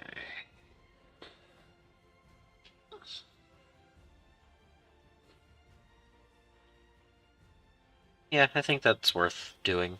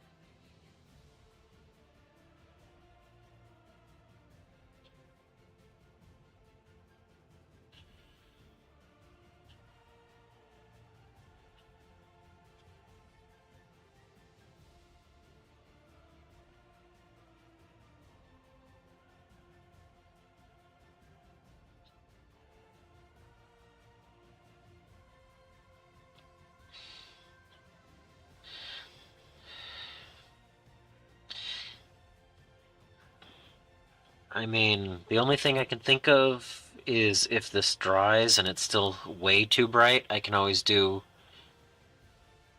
a second sand golem layer. But while it's still somewhat wet, I'm not going to get a full cover. But I kind of... It also might just be the reflections in the camera versus in person. I might be able to take a picture, but and get a slightly better color, but like honestly, I think I want to paint my Crimson Horrors with the yellow followed by Sand Golem. That's really cool look. So again, it might be a matter of what's on the camera versus what's in person because I actually dig this look. Lingo, right? Dig this look. Yeah.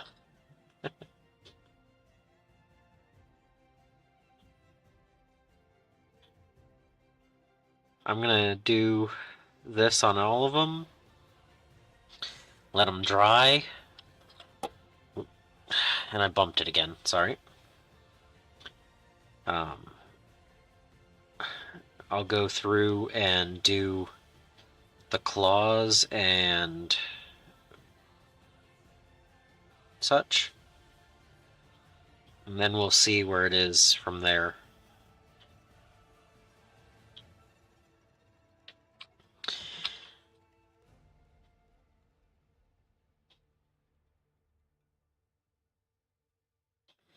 Yeah, it's still blending in with the yellow on this one. I hadn't let it sit long enough. So,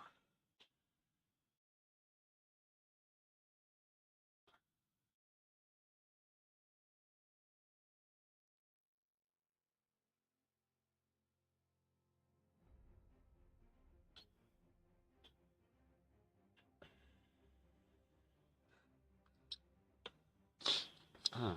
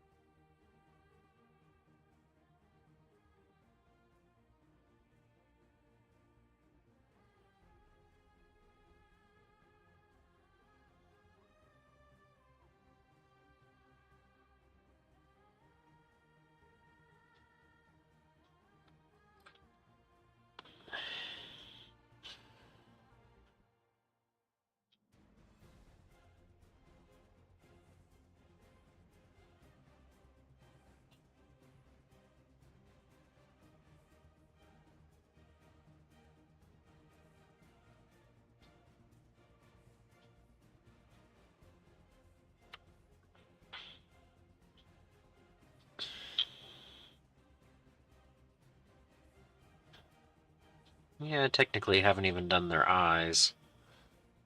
Should probably do something for that.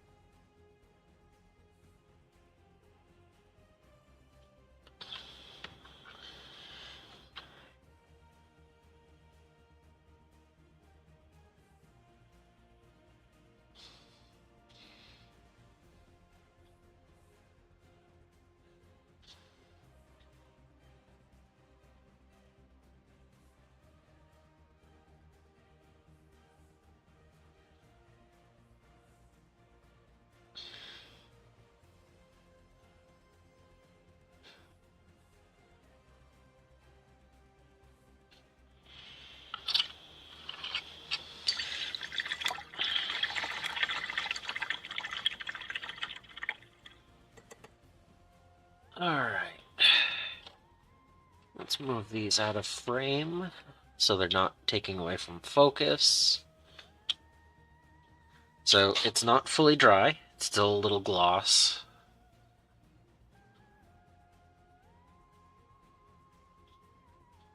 but that dulled it way down.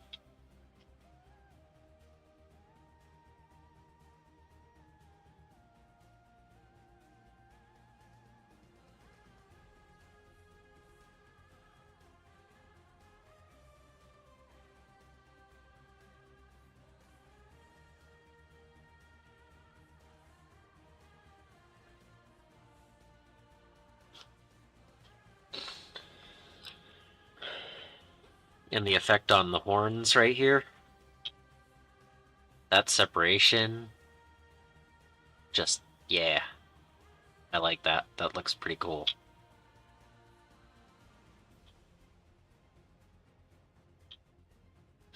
Again, it still needs to dry.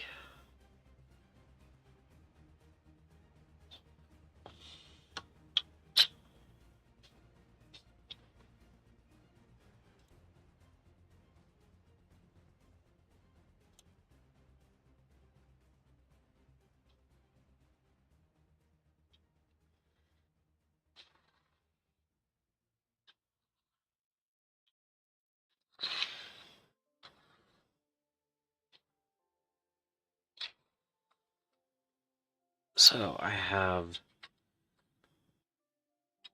nails and metal to go. So I'm actually going to take a few minute break and get another tea. And then I'll come back and finish these guys. It's been, what, almost 3 hours, so give me a few minutes. I'll be right back after tea.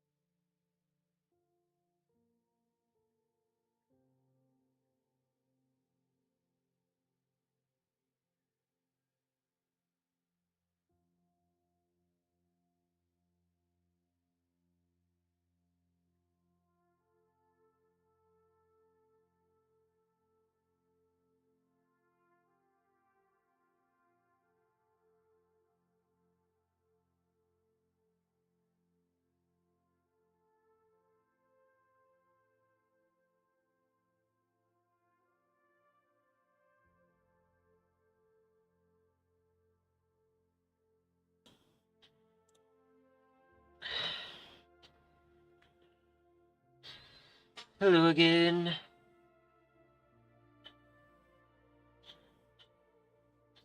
I took a break and someone wanted to come visit.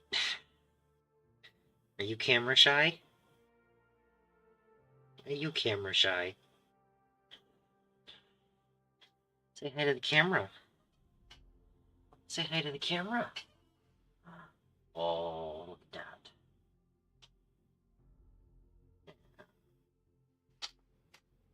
You're on camera.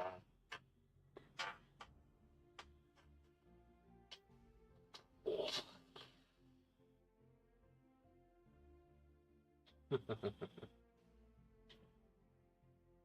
yeah.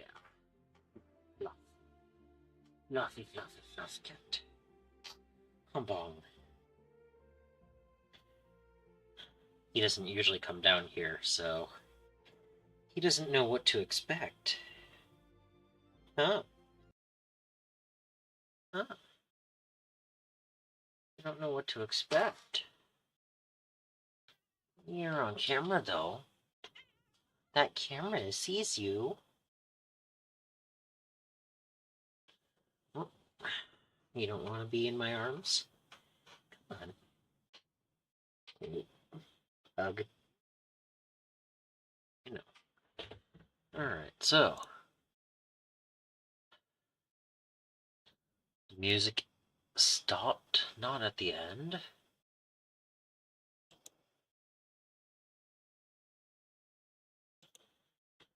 Okay. Do you need to go upstairs? Do you need to go back up? Huh?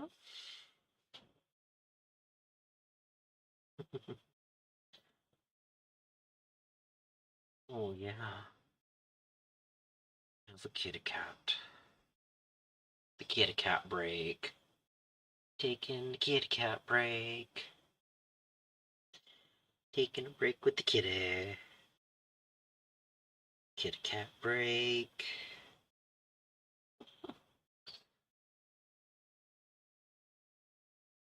You done? You done hanging out? Hmm? You ready to go back upstairs?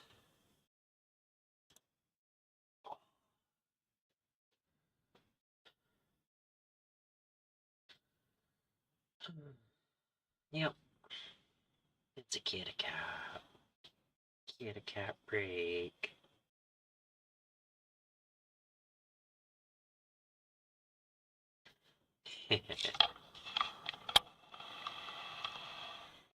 Kitty cat break.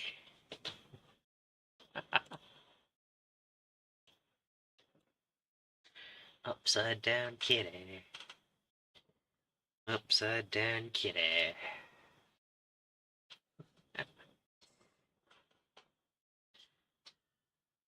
Oh, yeah.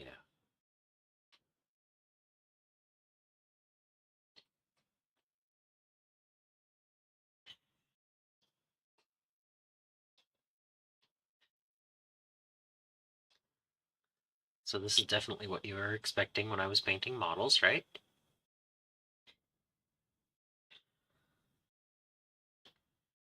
Oh, yeah. You're on camera.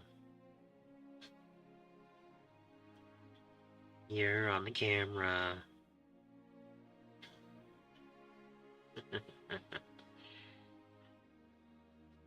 You're a good boy, huh? Yep.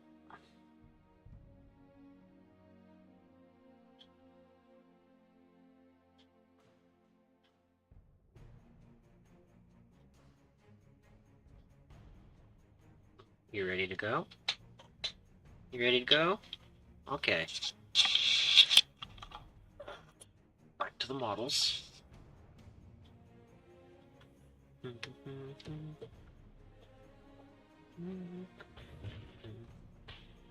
Oh, say bye.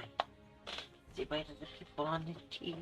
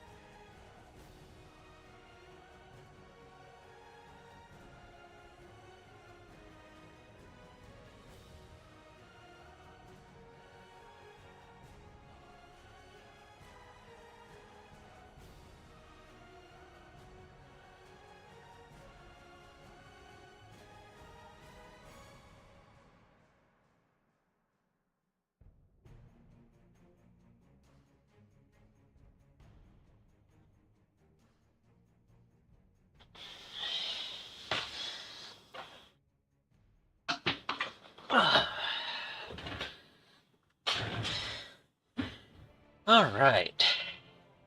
Now that we've had a kidda break,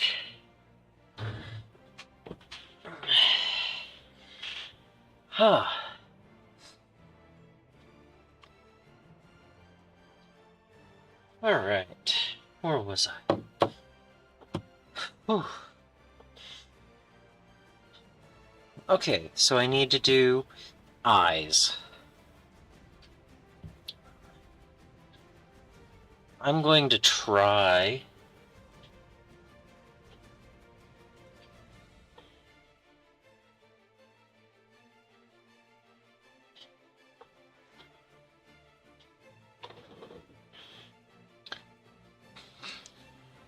I'm going to try the Slaughter Red as eyes. It's going to be a small dot, so it shouldn't be overpowering.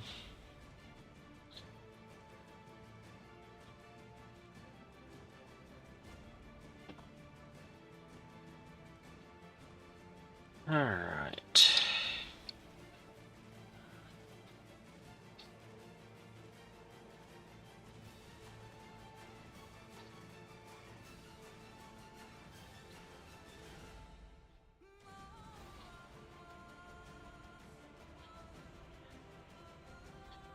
I don't even know if you can tell that it has that little dot of red.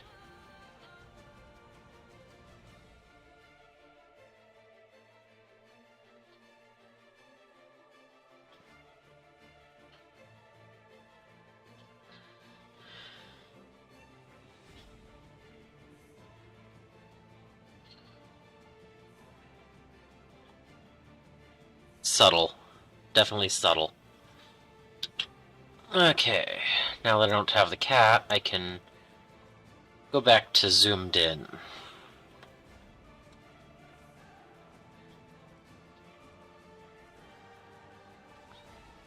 Okay, where's the camera?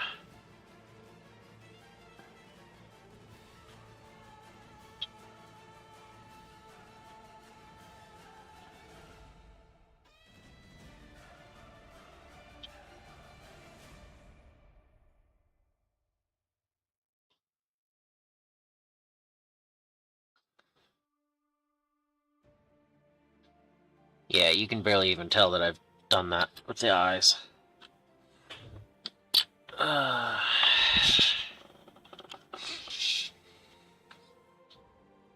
Alright.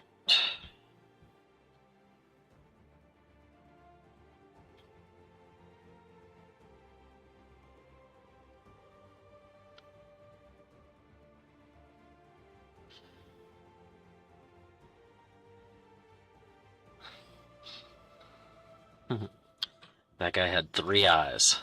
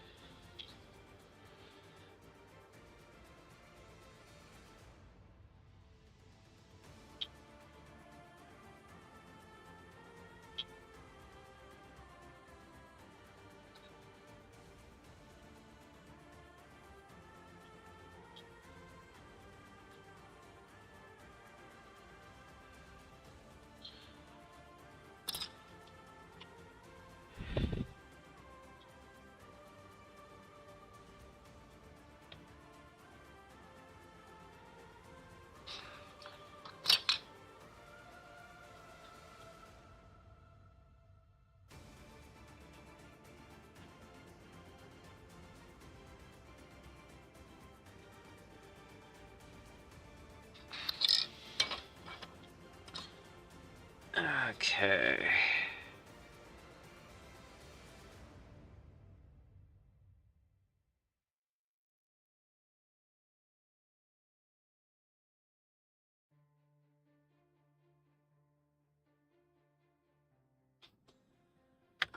So that's their eyes. Nice and simple, quick, efficient. Barely noticeable. Oh, sorry about that again. Again, I keep forgetting that this and this are right here. But I'm not really sure how to do it better. Like, if the camera was further up, I'd just bang into it even more, right? Okay. So for the nails,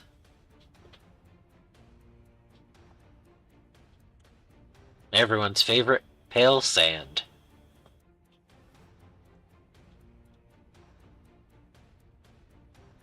It's an off-white, not a pure white, but I can understand why everyone likes it so much.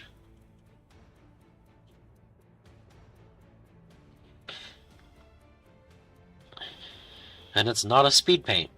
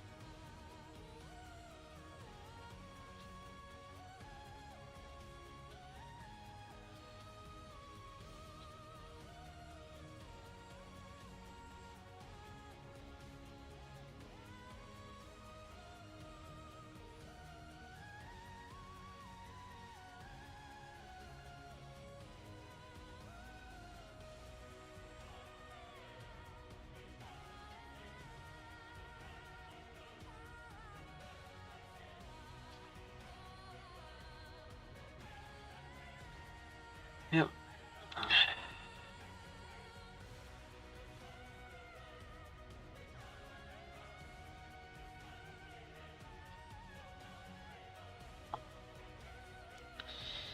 Yep, I keep bumping that.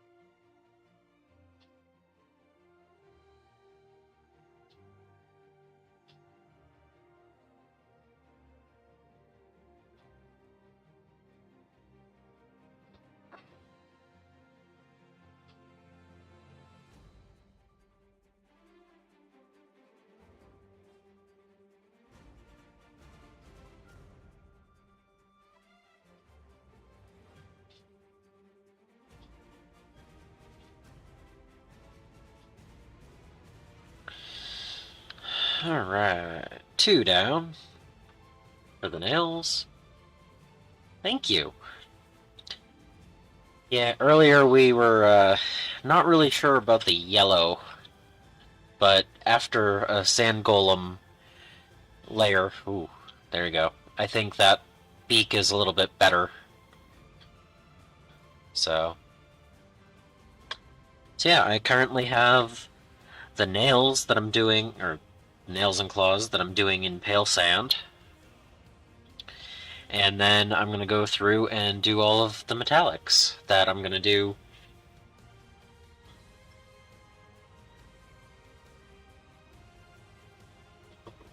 in bronze.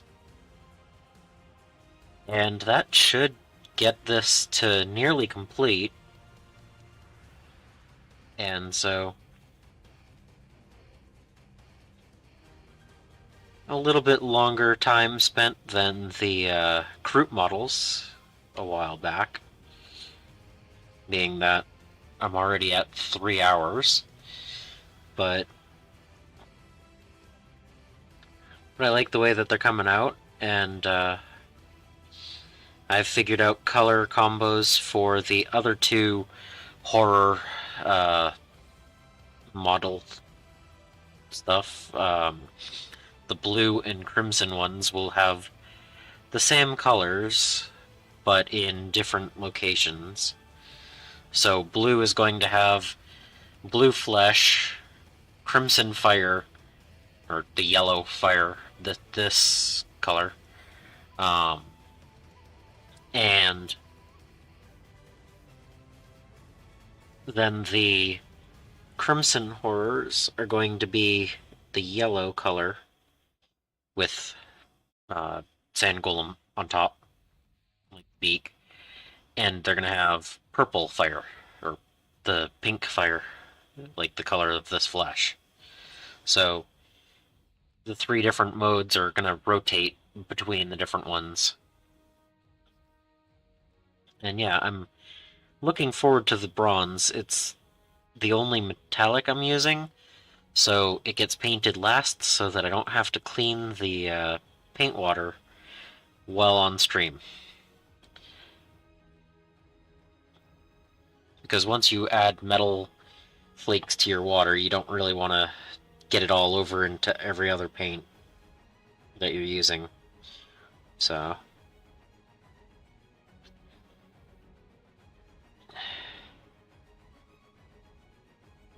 and for the next time I plan on doing a huge stream like this, I'll just make sure I have 2 paint cups, water cups, so I don't have to worry about that. But this time I don't have that set up, so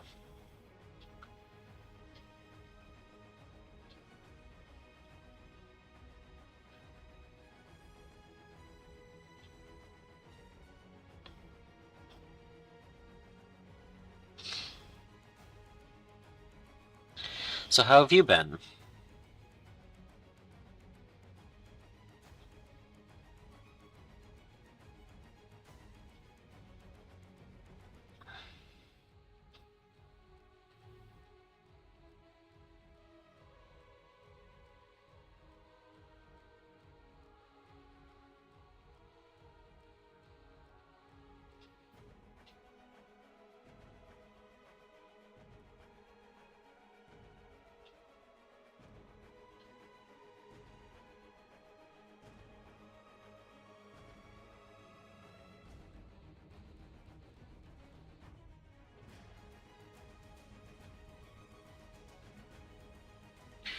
paint up any cool models lately?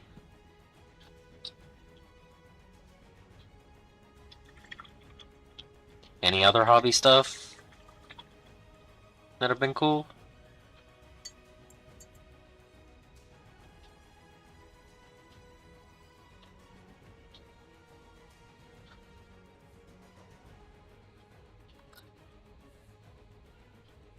My paintbrush didn't wipe fully clean. Give me a second.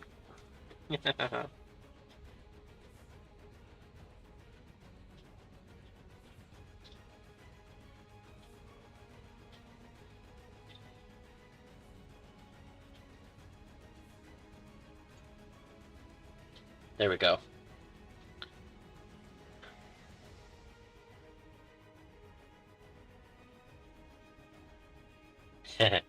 Tuning Magic X is always good. I came up with an interesting idea recently, and I don't know if I'm going to make a standard deck out of it, or a pioneer deck, or put it in a commander deck, or just go, ooh, those are cool cards, and never do anything with it. So,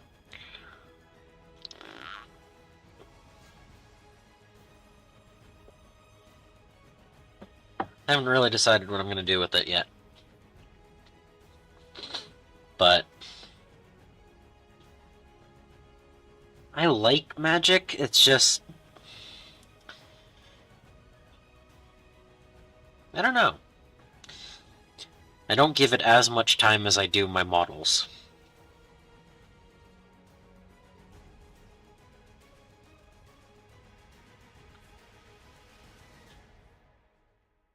Like, it doesn't really make sense to build a standard deck if I'm not going to play standard. I usually just play commander when I want to play. So I don't know.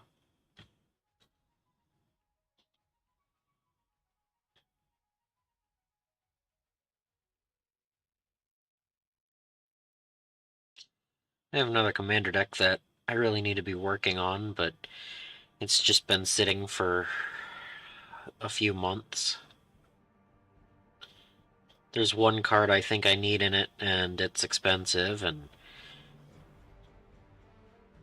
probably another 10 cards that should probably be in it, and they're expensive.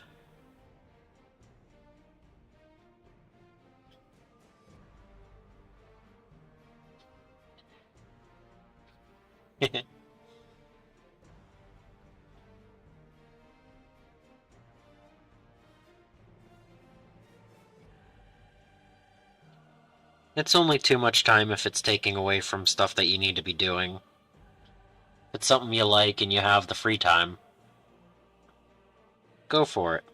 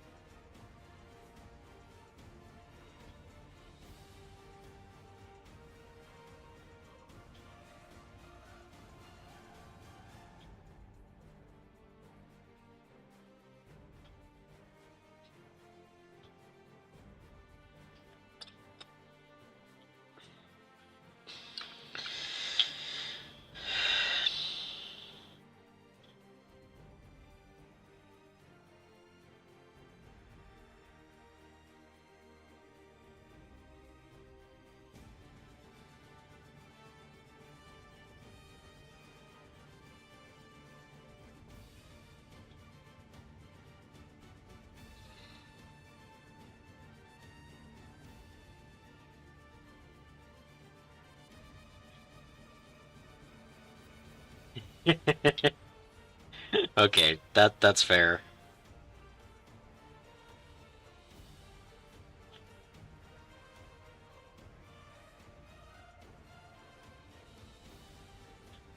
Both take a fair amount of time.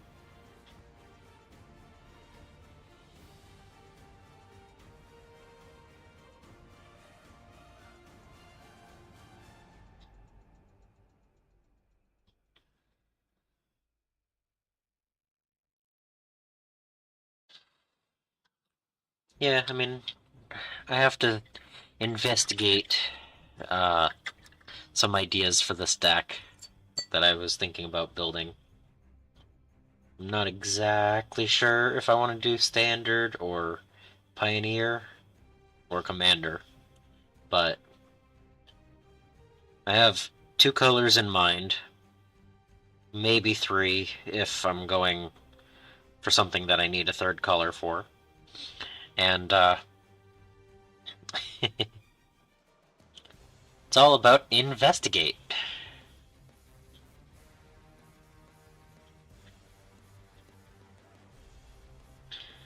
and tokens and artifacts. Which, based on what I just said, sounds a lot like the other deck that I've been trying to build for several months. But that's three colors, and not the same three colors.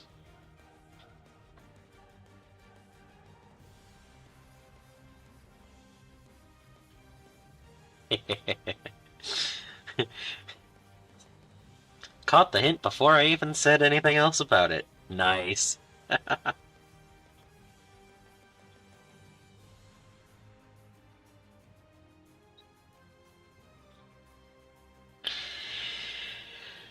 Yeah, I'm thinking blue-red investigate might be fun. I haven't really looked into how viable it is on its own, but the idea of card advantage and sacking things to trigger better abilities on my side of the field sounds like something I would really like to put a few minutes into at least.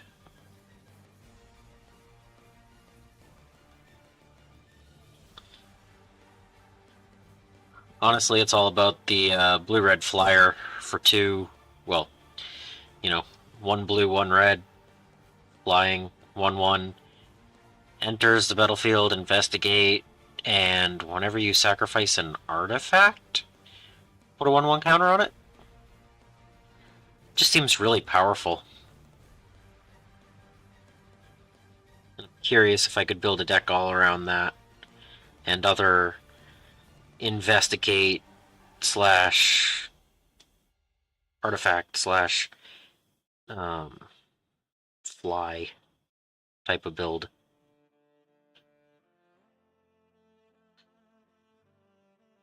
Again, I don't know if it's a viable deck on its own or if I should make it have some of the older investigate stuff or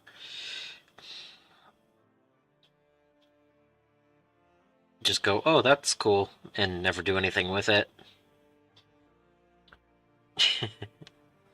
I have several decks that I still have to finish or tweak, and another one that's only half built.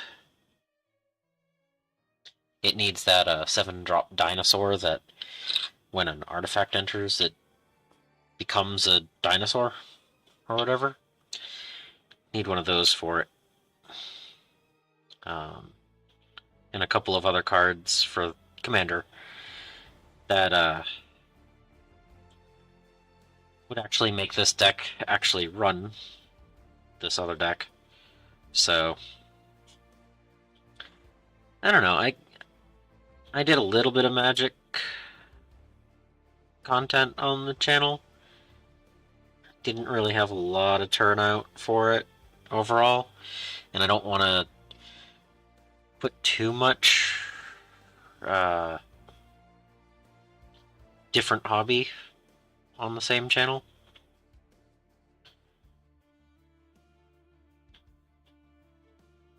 I know some people say that it's okay to branch out and do a few different things. I mean, there's a reason I haven't even done very much of the making mail stuff lately. I've been trying to focus more on the miniatures and painting and stuff. But I don't know, I might try another video here and there for the others. If I do work on that, either of those decks, I might talk about it a little bit here. At least during the live streams.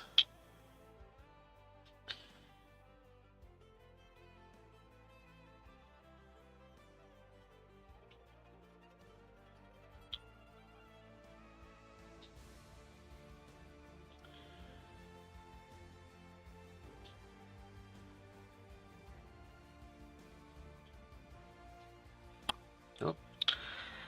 I keep hitting that with my earphones. That's always fun.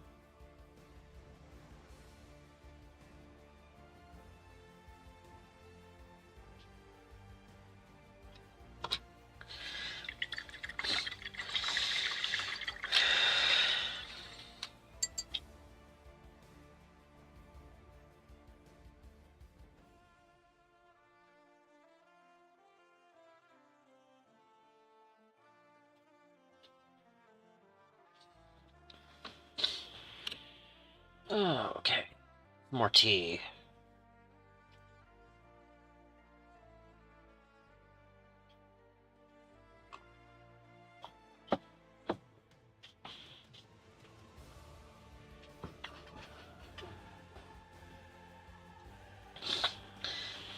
Yeah, exactly. I mean, with a live stream, it's usually an hour and a half, 2 hours long. Today it's going to be, 5 hours long. Having extra topics to talk about during the live streams, I think that's good. Um,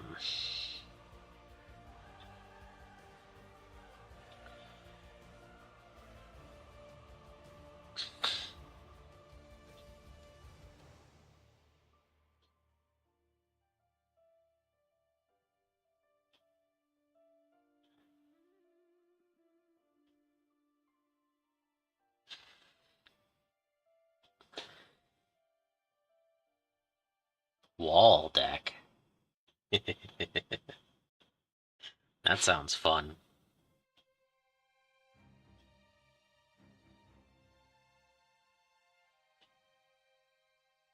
Arcades? Or a different type?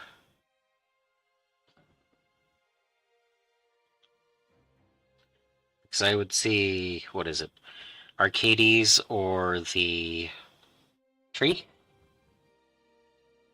That's really great. Tree. Oh, what was it called?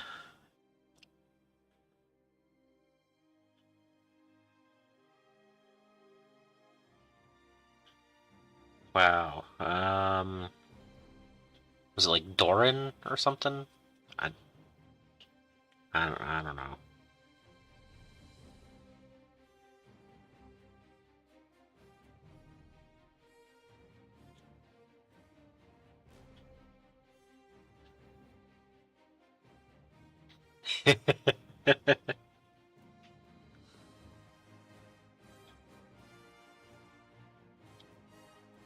Usually when people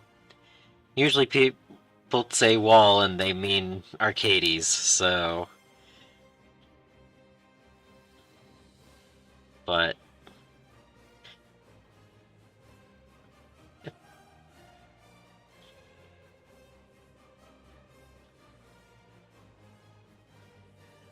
yeah, walls can be really fun. I had a tiny leader deck back when that was actually a thing, and it was pretty much Orzhov walls.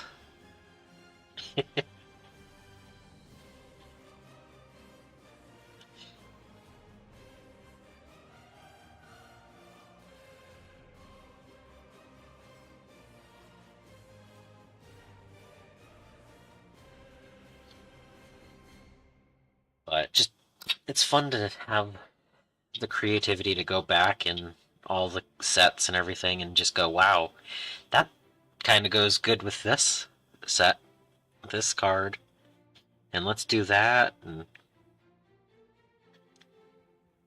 I like building things that people aren't usually expecting. Um, I had a passive aggressive zombies deck that I would play a bunch of zombies, and they would never swing. They would just sit there and get more zombies, and I would deal damage based on the number of zombies in play, and I could cycle and deal damage equal to the number of zombies in play, and stuff like that. And it's like, it's not a deck that people would go, oh, this is good. It's totally passive aggressive. I'm not attacking with them. And then, you do like a Gray Merchant or something like that, and you're playing mono black, so why not?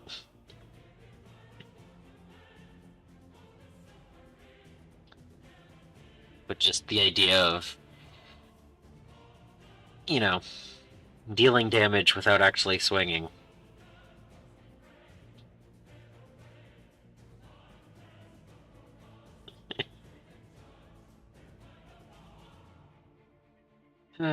Yeah, some pretty cool decks.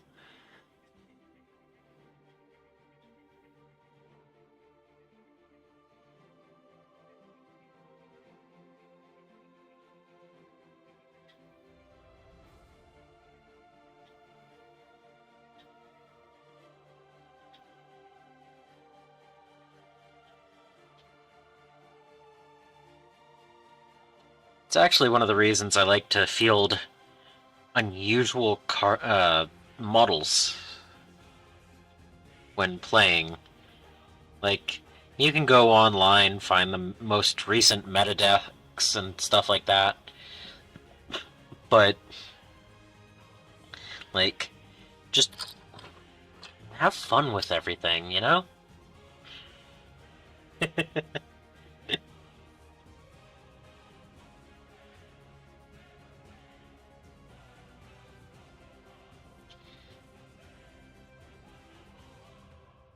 Yeah, Gary is fun.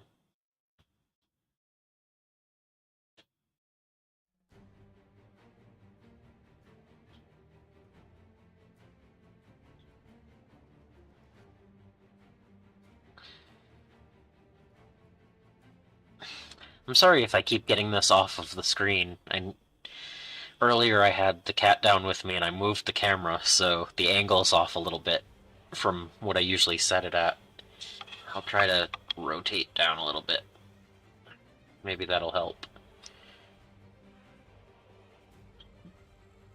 Yeah, that's better. But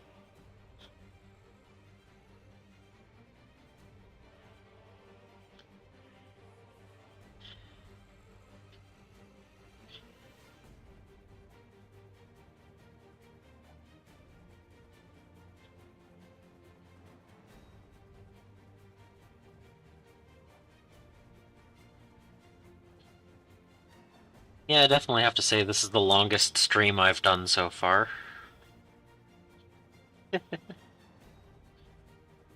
Just trying something out, you know? Start to finish model, right? Well, unit of models.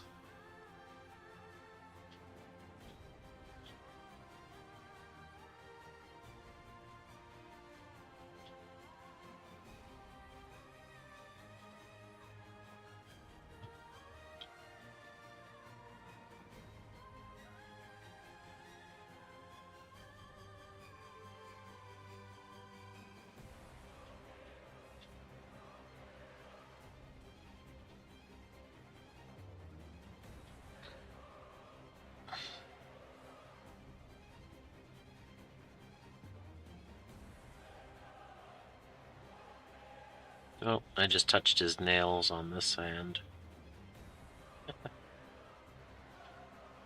Alright, let's fix that up.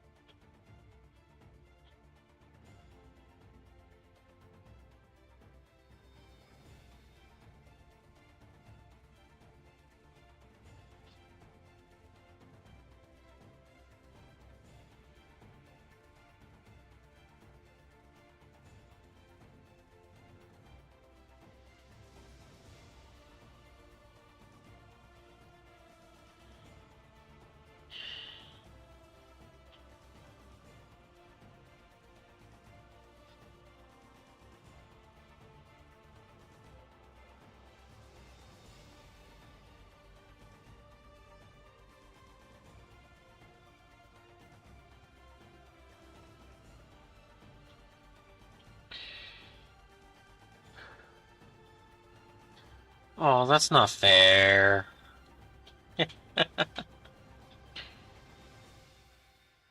My first army was Tyranids. I really love them. They don't always play the way I'd like them to be. When I got into them, they were very shooty army, and they've changed how they play a little bit. Um, Space Marines definitely have way more options and playstyles. Um, they're not as fun. Um, I really like having options though, and ah, that would be too hard. I'm passing on that question.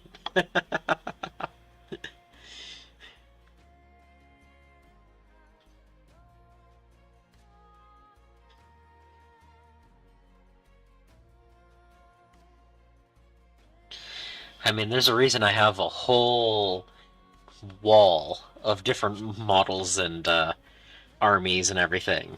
It's because I like those options to change it up here and there.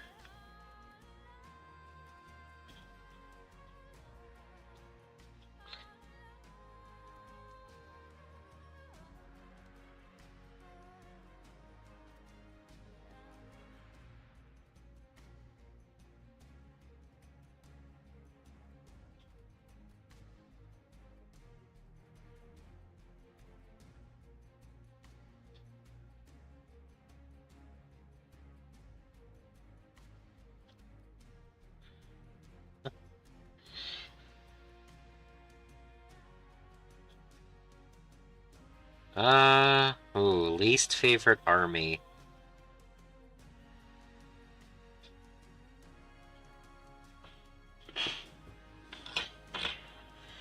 Um,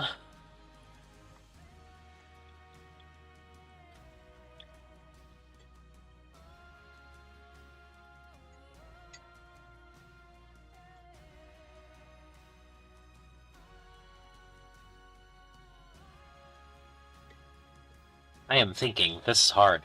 Um, I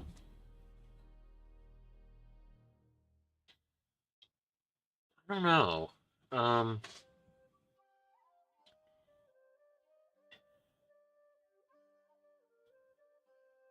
like there are some that I don't like playing against, and there are some that I think the lore they deserve a lot more than they're getting. And there's four armies that I don't particularly like the aesthetics of the models, or I just don't have them. But that's not really a least favorite, more along the lines of just they're not calling to me. Um, the least favorite army that I own would have to be Adeptus Mechanicus. And that's only because I keep throwing money at it to make it a bigger army, and GW keeps knocking the points down. That's not a problem with the models or the army. It's just they're really, really expensive to collect. And I keep trying to hit 1,000 points with them, and I'm not going to put another $200 into it just to hit 1,000 points. Um,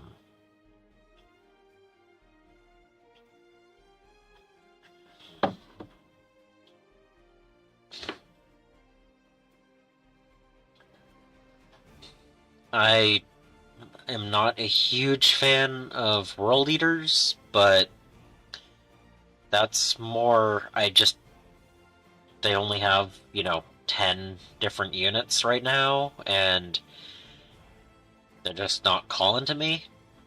Um, Adeptus Aortus is nice, but again, they're really fiddly, they're really small, and they're fairly expensive. And then there's Gene Stealer cults, which I don't know. Some of their point reductions are because they need a better army rule, yeah. Instead of making the rules better, they're just lowering points. I guess, it's great to sell more models. Um, Not so much great to have a viable army for less than, $1,800, though. They're pretty expensive. Um, I don't know. Just they're when 10th edition happened, they knocked a bunch of points down to make the armies a little bit better, and so like Death Guard is now more horde than it used to be. Um, they keep knocking. Um, oh, what is it?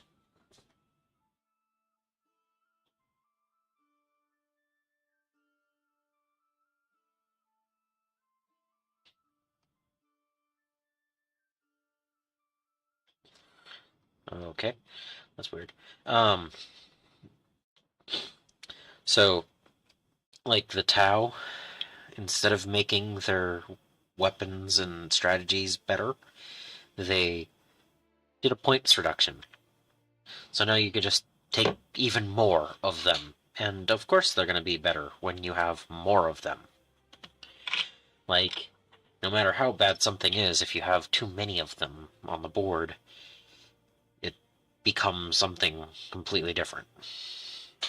And I don't know if I really like non-horde armies playing as hordes. That kind of takes away some of the specialty of the horde armies. I need to thin this paint.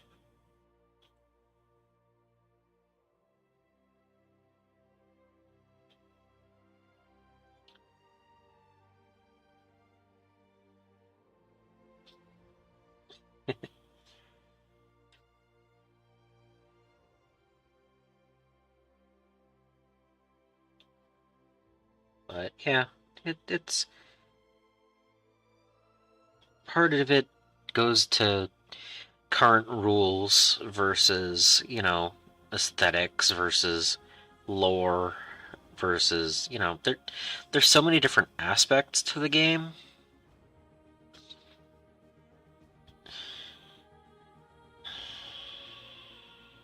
And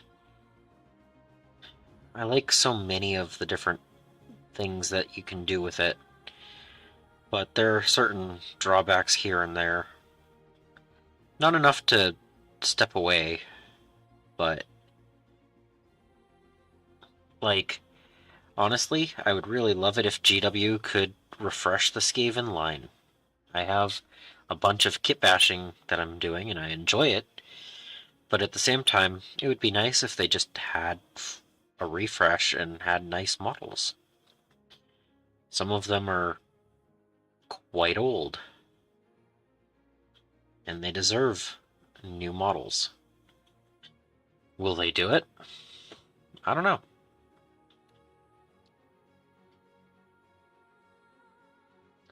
So yeah, that bronze looks nice.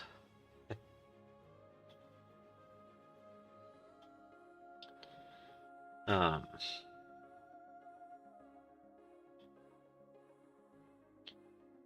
but yeah, like there's the photon range. They're the dwarves in space. They used to be called squats, but now they're not. Um,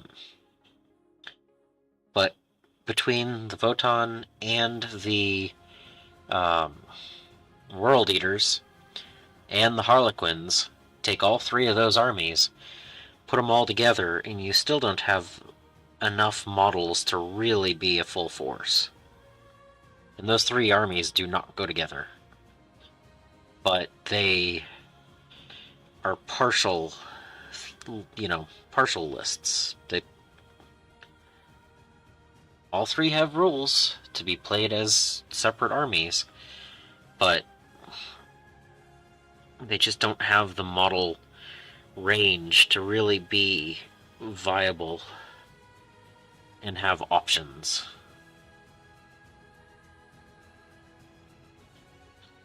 So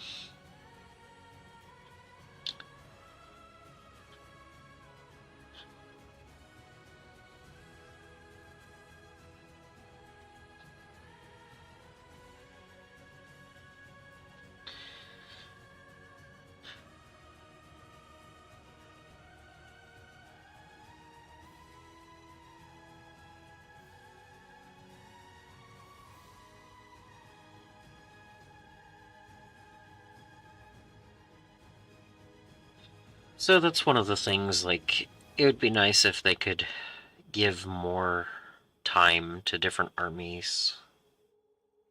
I mean, everyone knows that Space Marines are the poster child, so they get more time and models and everything given to them. And you know, when half of the gamers collect Space Marines, it makes sense. It's worth the money. It's where the money is.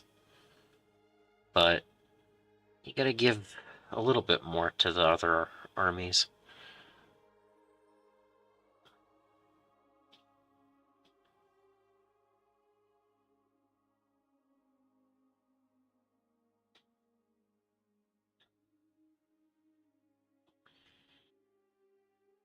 Because at some level, I think they sell more Space Marines because of the constant new models. So,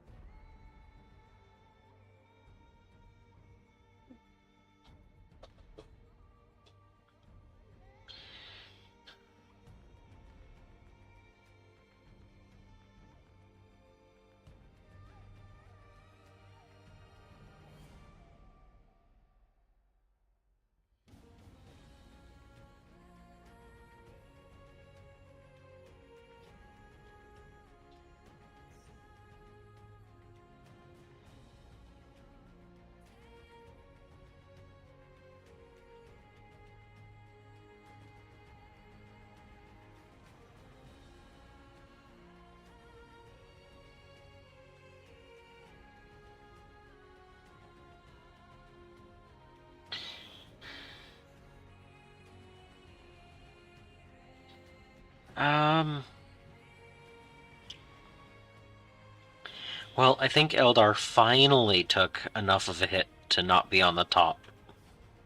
Um, I think Necrons are one of the more powerful armies right now.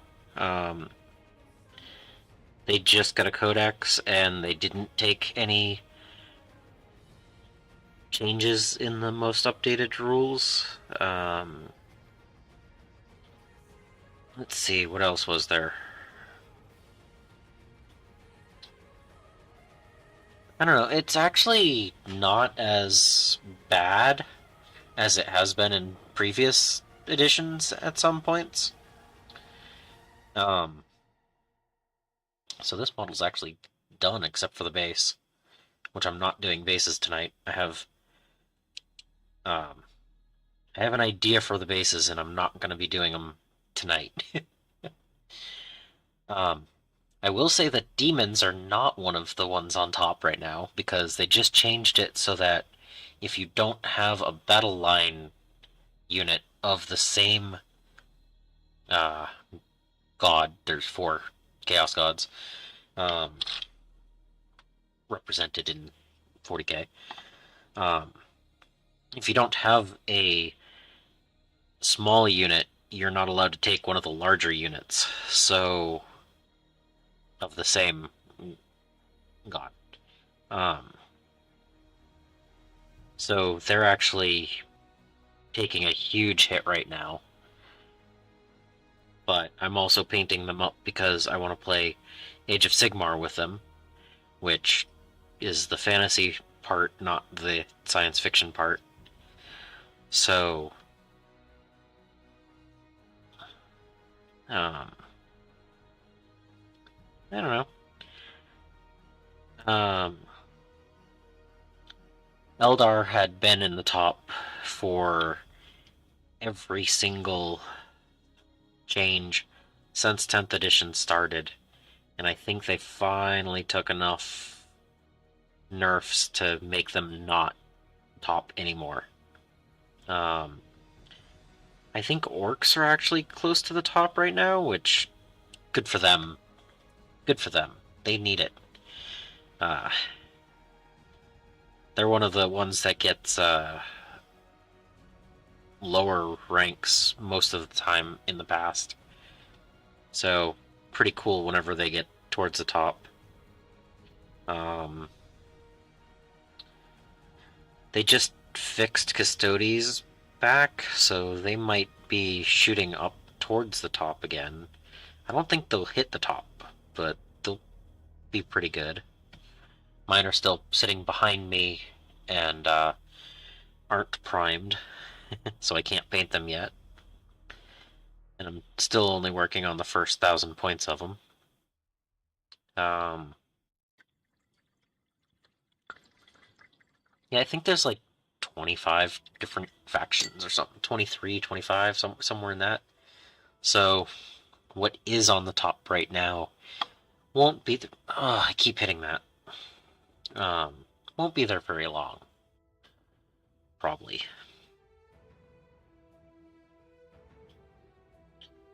But I think that's actually a good thing. No one on the top for very long means that there's time for everyone to have a chance.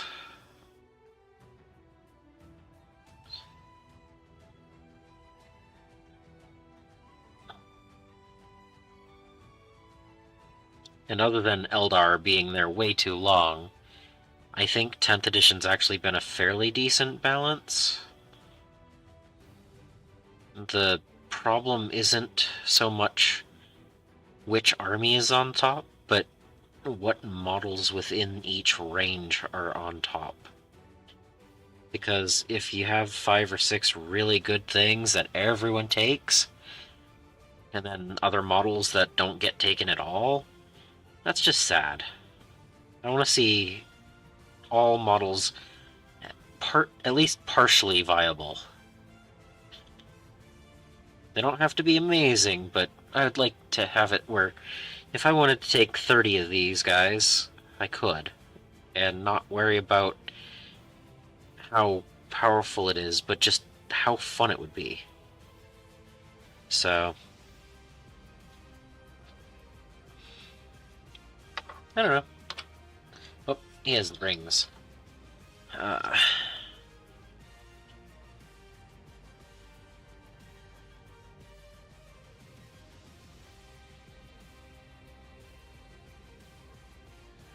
okay.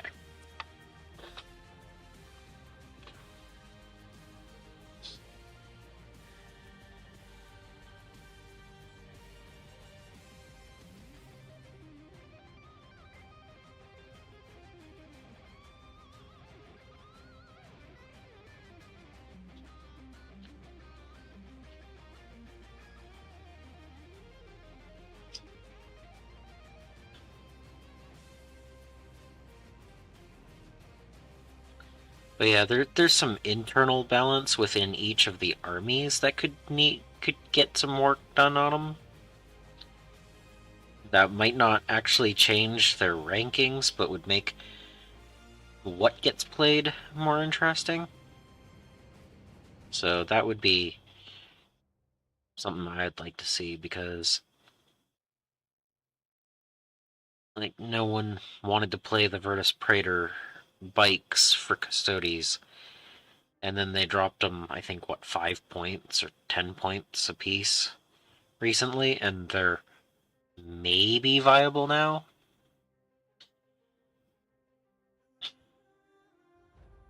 You mean yesterday? Yes. I played Necrons, my Necrons versus Tyranids. I played the Canoptic Court, and I played against a Crusher Stampede. So that was interesting. Not very many people play Crusher Stampede right now because of internal balance. But they just dropped a whole bunch of Tyranid points, and he did quite well. Quite well indeed. Um, I had fun, though.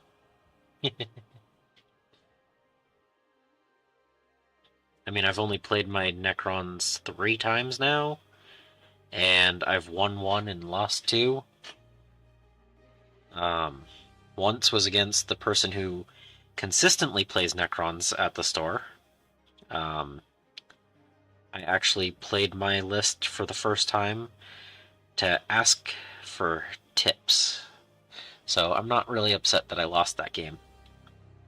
Uh, I won the second game with my Necrons against Tyranids, um, but I lost the third game against Tyranids. So that's my Necron win-loss so far. I've won 1 and lost 2.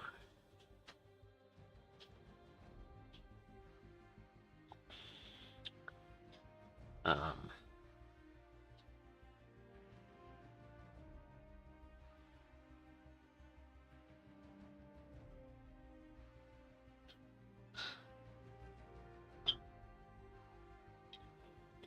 Scorpec Destroyers seem to be decent in melee if you get the charge off, but they do horribly when they get wiped out before you even get into close combat.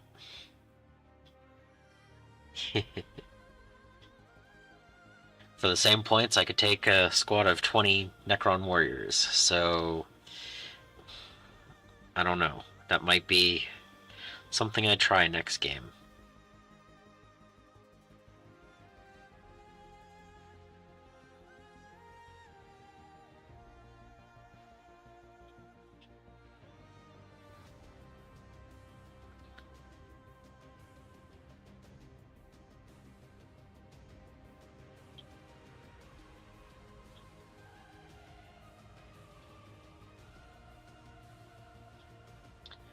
Yeah, that bronze looks nice.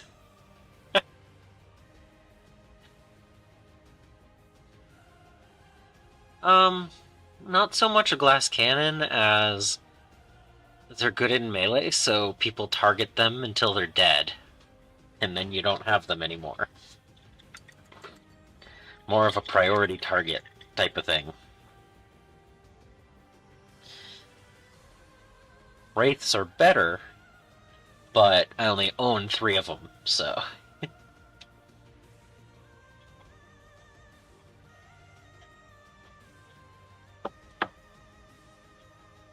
Okay.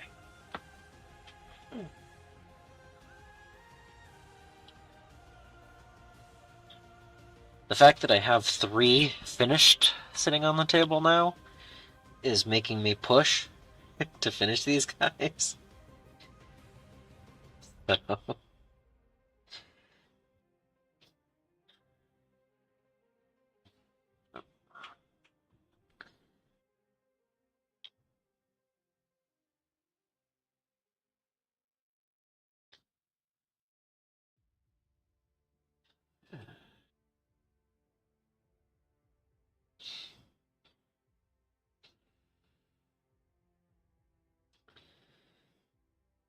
But yeah, one of the biggest issues I had with the last game was the Norn Emissary.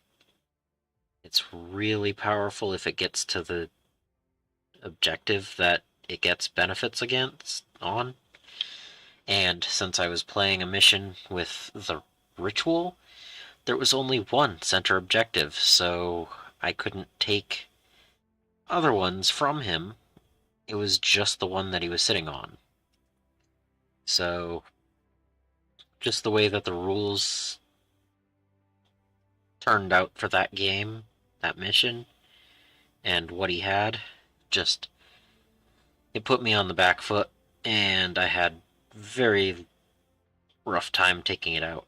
I actually never did kill his Norn, um, but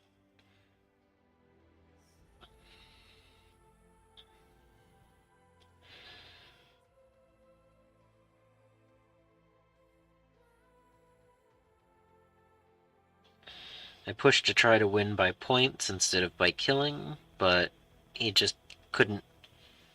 I couldn't move the Norn Emissary, and it scored him more points than I could score. And, yeah. I did a pretty good job other than that, though. um, so, there's an objective control, so how powerful you can control the objective. And when the Norn is on its called at the beginning of the game objective, it gets objective control 15. And when the majority of models in the game are objective control 1 and 2, even if you put 6 of them on there, he's still going to be winning it. So, if you have to control that objective and he's on it, unless you kill it, you're not controlling it. So, it was just the fact that we drew the ritual as our game, and he had a Norn, and he could call the middle and just sit on it. So, I killed multiple other things that he had in his army, but not that one.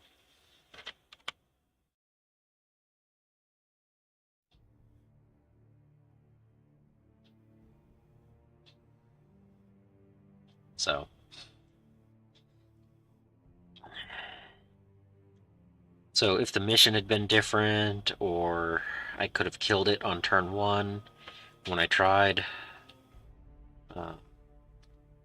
there were a few things that could have been different, but it was just those things all put together just made it less likely for me to win.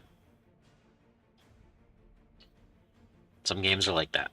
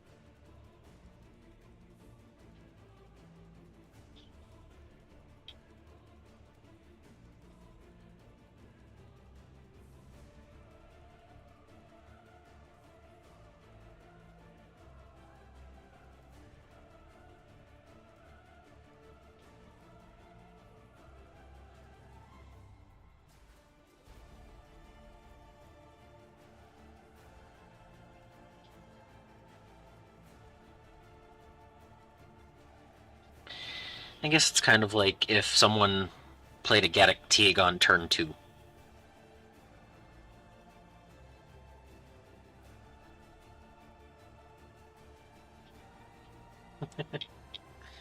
Like, what do you really have as a response, you know?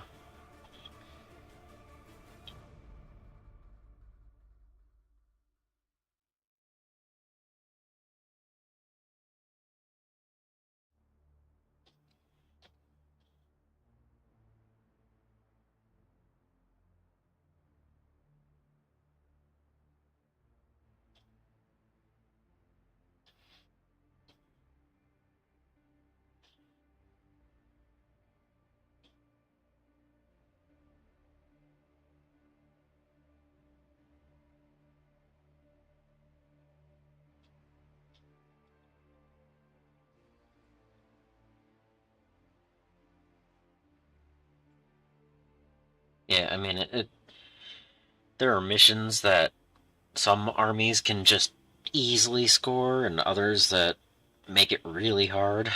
And, like, playing a Vanguard list of Tyranids where you bring a lot of stealthy dudes that like to get into melee, if you're playing against Knights, you're not going to have very much chance of doing anything.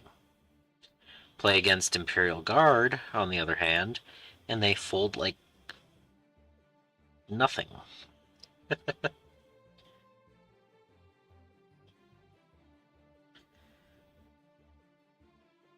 So, I just happened to have an army list that was not really ready to take on huge Crusher Stampede, pretty much Monster Mash. Really big monsters on the field. And I kind of had an all-comers list where it had some stuff that could take care of little guys as well as big guys, but not enough to take on all the big guys.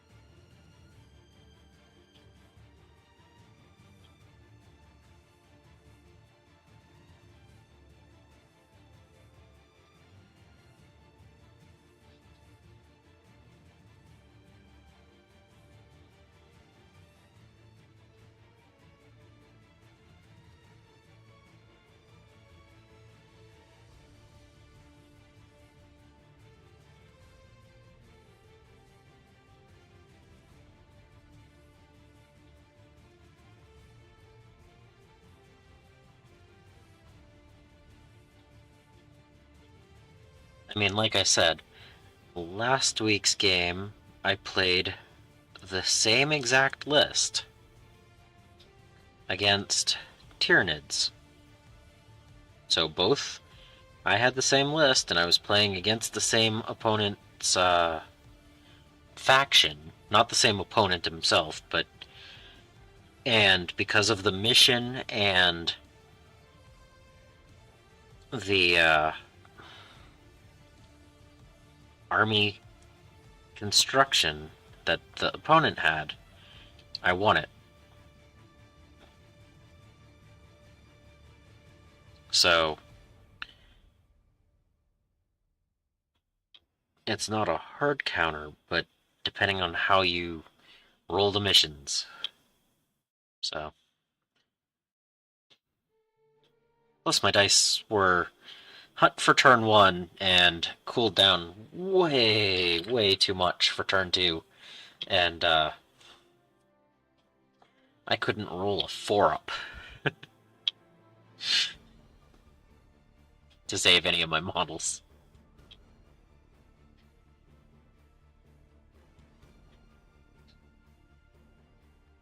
Like, I started out being able to. Nice hut rolling and everything, and then it just went blah. So, which is what I usually expect. My rolls are usually pretty bad.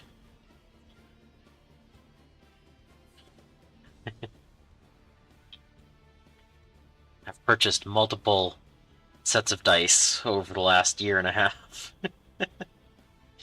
And I can pick up dice that other people are rolling 5s and 6s all day long on, and not roll more than a 3.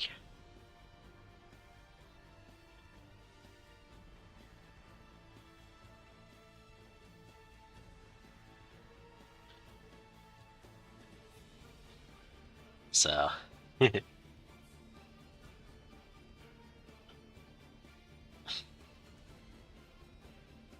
But we also joke about that at the game shop, so...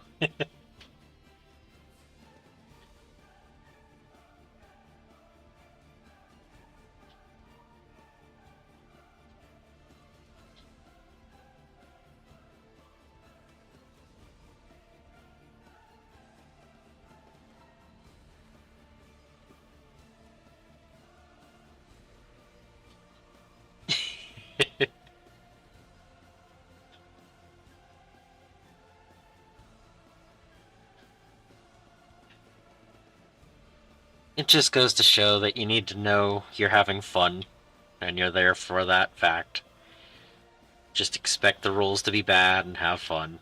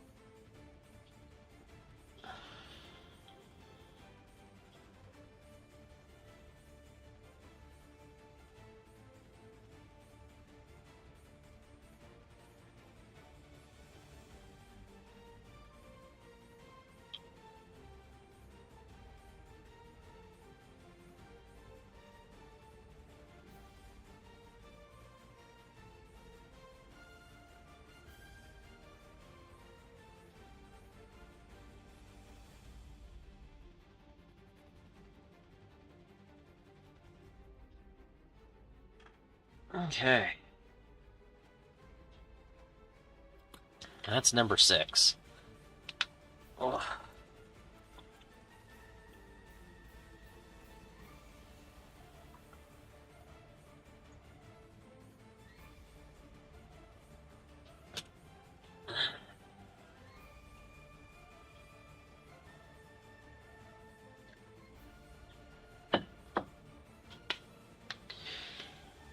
Ooh.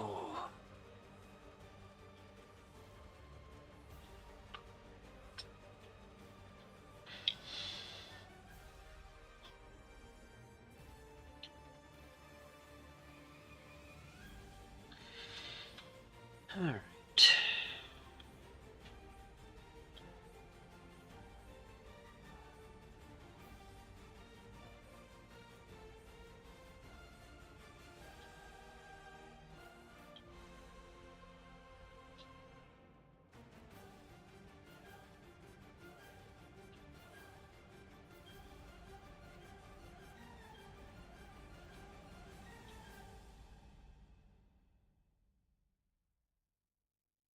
Thanks. I I don't usually do 4+ hour streams, so my eyes are getting a little bit tired. But I'm also on the fourth to last model that needs this color, and then that's pretty much it for the night, so probably 20 minutes left, 30 minutes.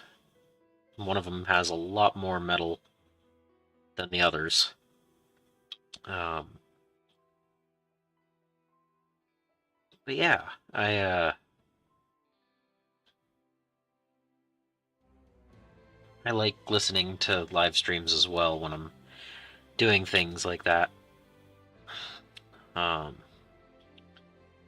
when I'm not doing my own live streams, I sometimes watch other people's live streams while painting. It's just nice to hang out, and it adds another aspect to it that's not just sitting in a room painting.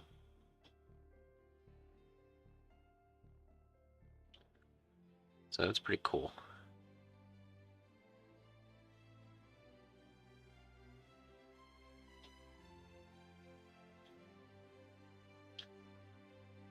And yeah, I had a couple of the colors in mind before the stream, and I wasn't really sure how they'd turn out, but these colors just look so good together. Like, yeah, we had to change up the yellow a little bit by putting on the sand golem on top of it, but even that worked out pretty good afterwards. It just needed a second coat on top. So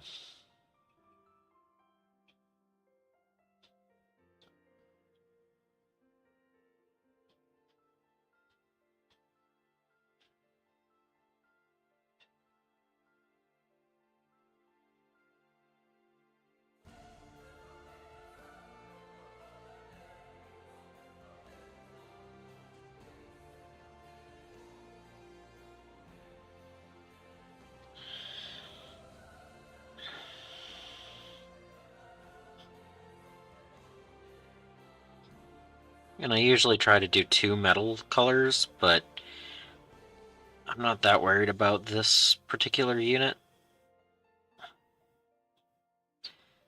I think that the skin color and bronze go really good together, and I don't think it really needs that much more contrast.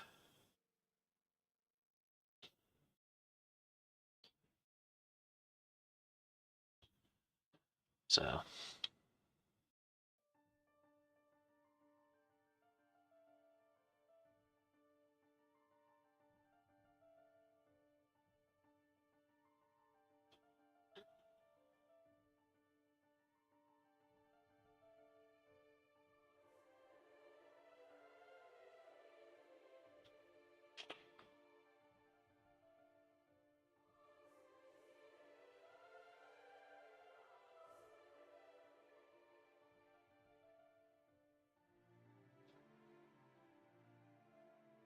hmm.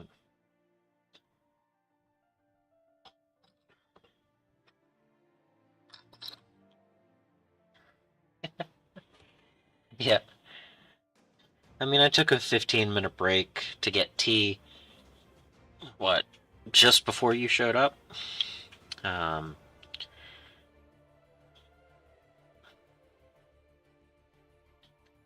but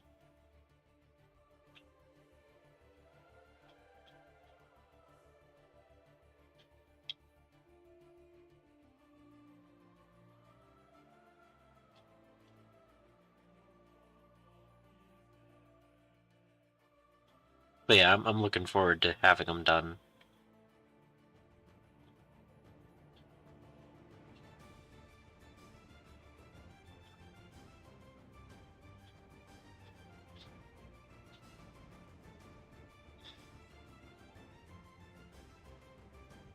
I haven't actually finished painting very many models in the last couple of weeks.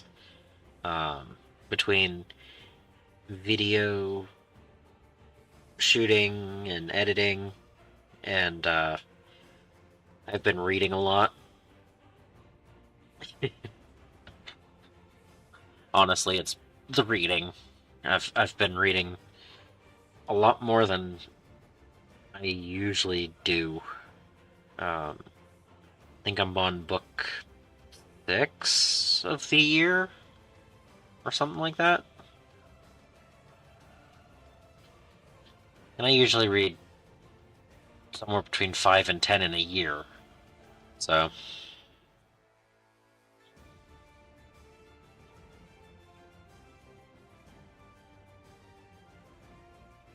Actually, it might be book 7. Again, I'm not I'm not even sure. But...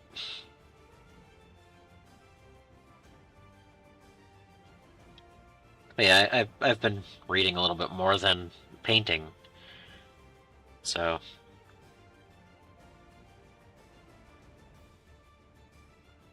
I just felt like, it was time to get some more models painted.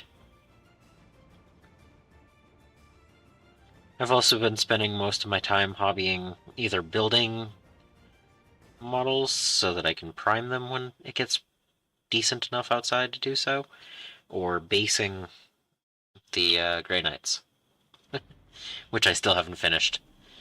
I said that would take like 2 extra days and I'd be done, and that was 2 weeks ago? Yeah, I think.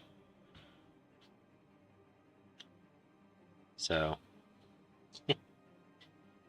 they're just sitting on the table waiting to be based. I'll get to them soon.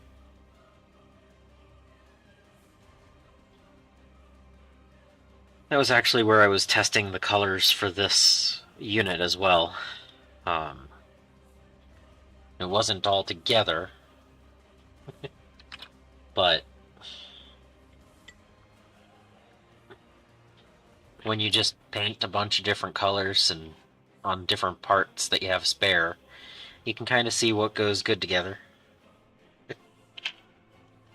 Like, on these bits, I didn't actually do bronze. I did, oh, what was it?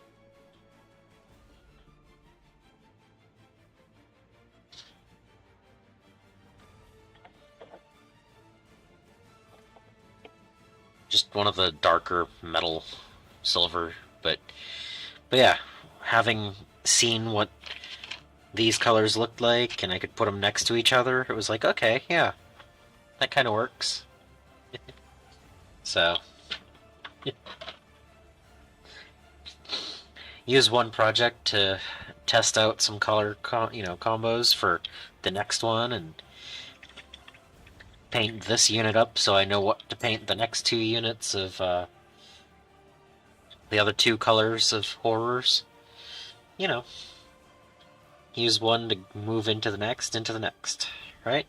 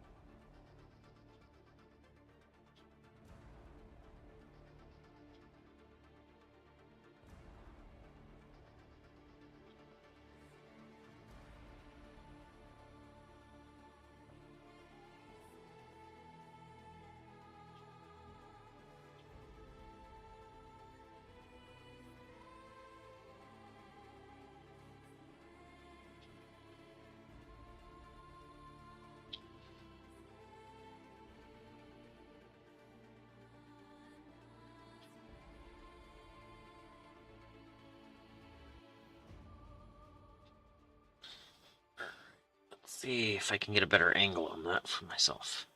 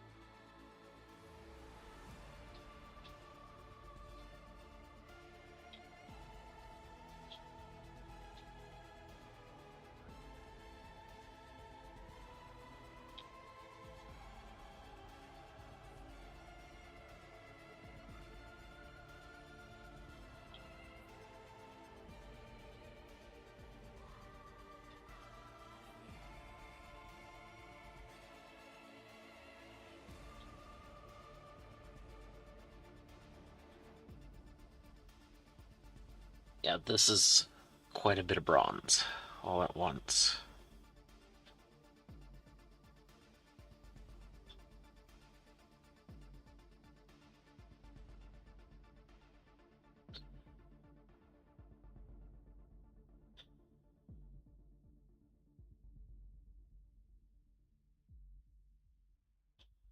I don't think it's too much, it's just a lot.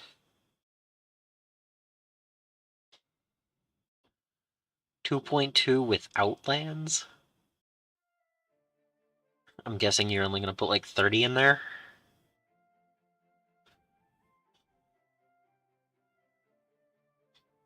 And still get mana flooded? It's usually how it works for me. Put too few lands in, get mana flooded. Put enough lands in, never draw one.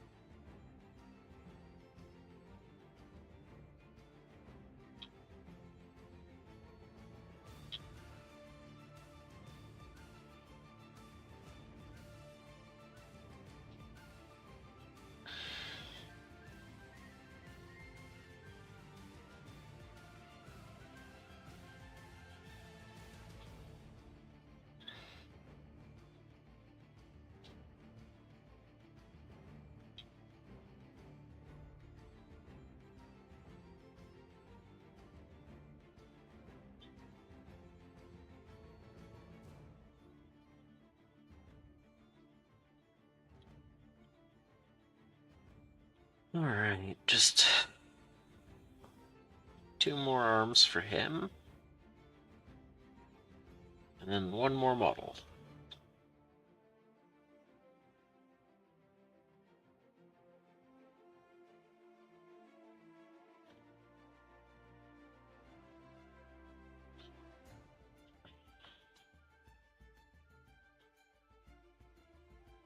Yeah, these might have taken me more than double the time that it took me to paint the crew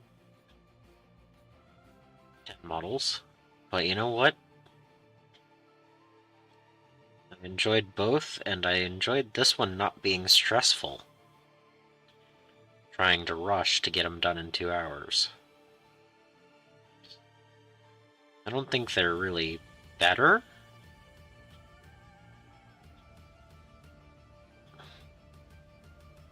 But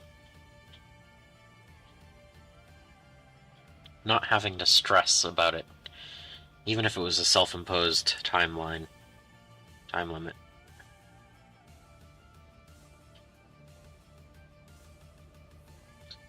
Just hanging out and painting. It's nice.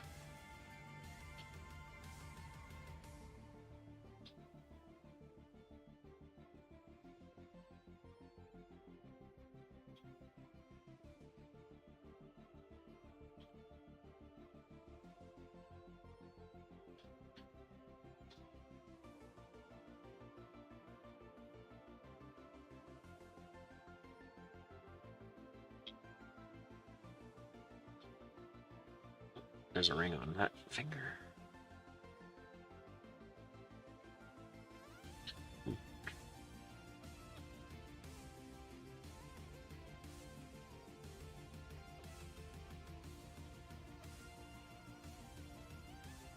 Okay. Alright.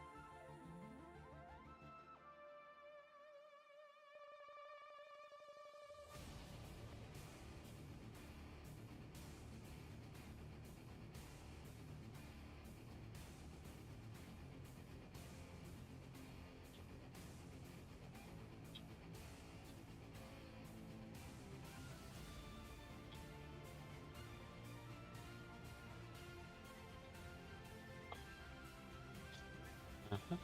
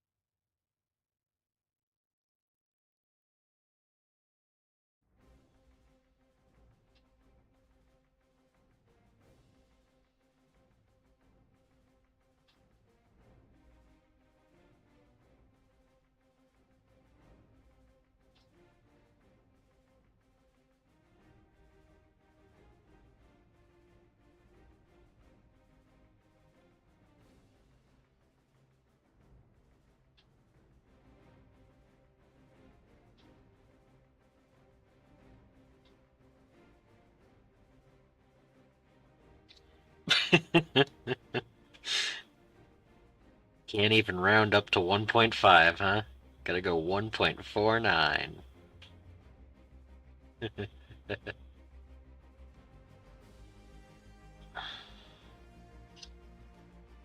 That looks like it's gonna be fun if it's that low drop.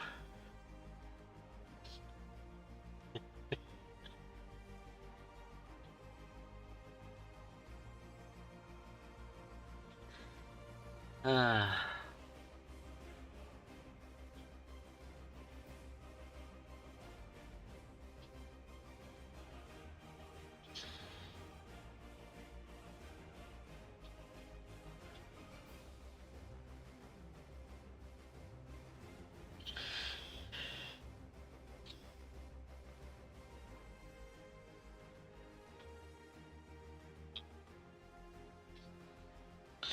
Alright, I got one arm left.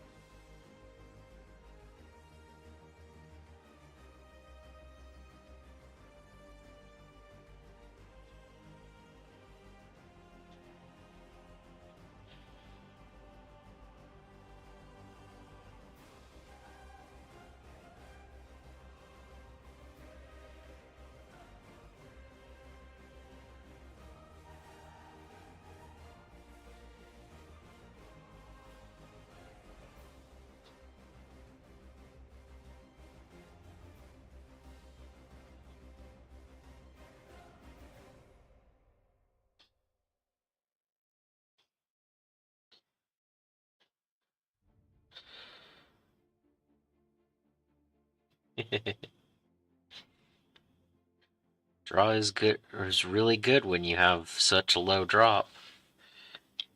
You don't want to just play 7 cards and then go, oh, I can play 1 card per turn. This was a land. This was a 2-drop. Woohoo! I'm doing amazing.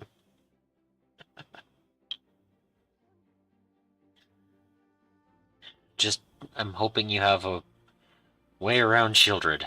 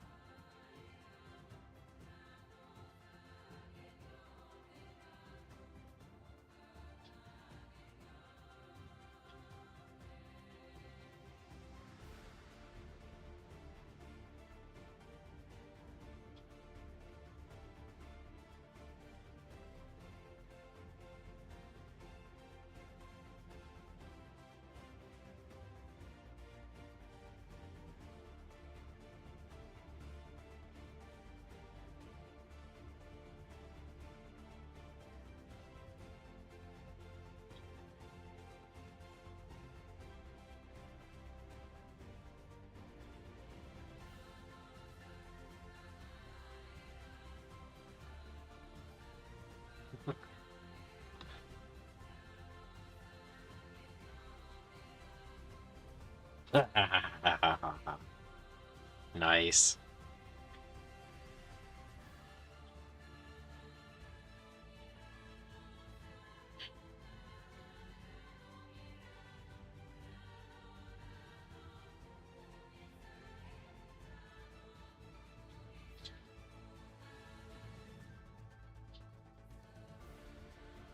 Yeah, you kind of need...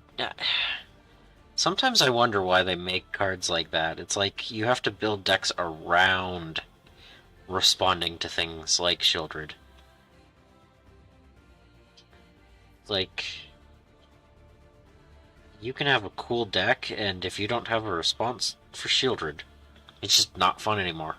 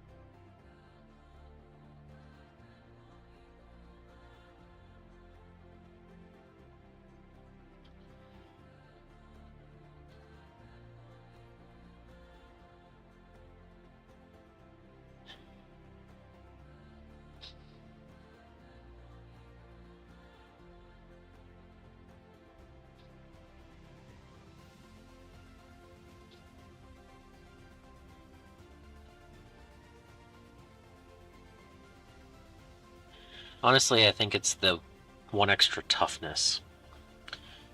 I think that's what makes Shieldred just a little bit too annoying to take care of.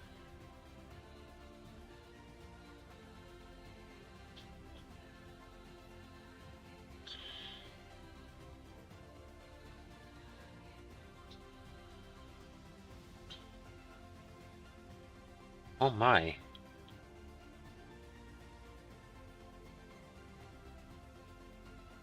I think I'm done with this unit.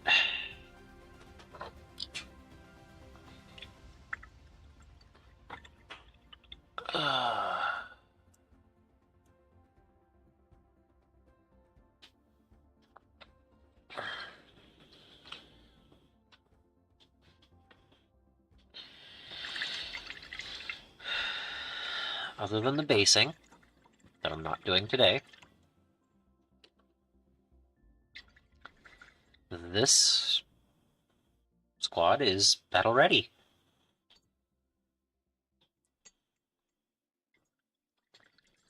So if I remove the time I took to get my tea as an intermission, 4.5 hours for 10 models. That's not bad. Not bad at all.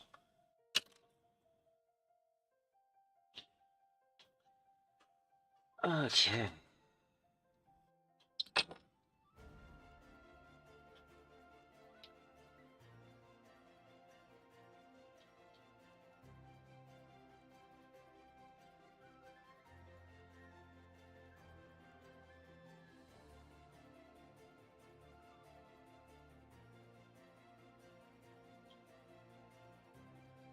The way that the yellow turned into a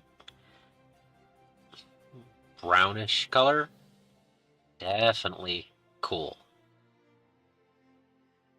The fingernails being pale sand is kind of funny because they aren't quite pure white, but they definitely show up.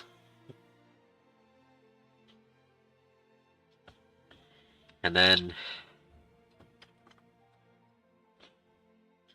the feathers are, well, that's not showing up quite the right color on the screen, but they add a little bit of splash, but not too much contrast.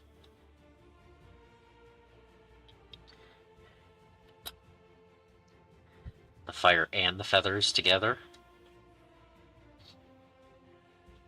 Yeah. This squad looks really cool. It's nice and cohesive, the colors are good.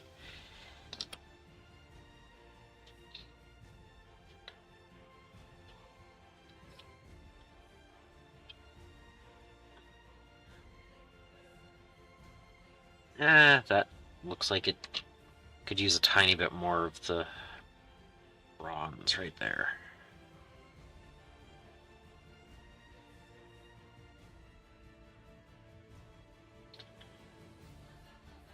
I just noticed there's a couple of little reflections that are from not as much paint on them.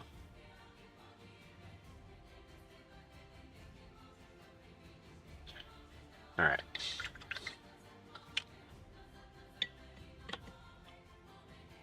But yeah, I'm happy with that.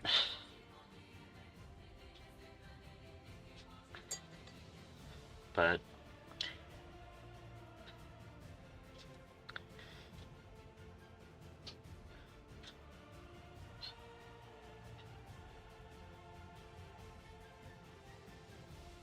oh, but yeah, that was pretty cool.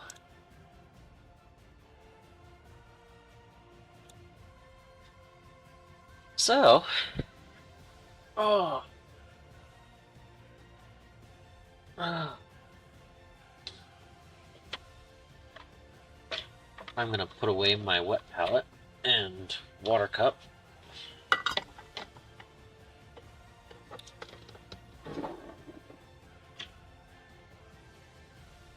And finish off my tea.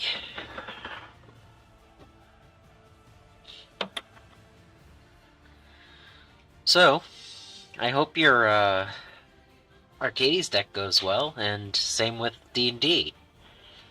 They both sound fun.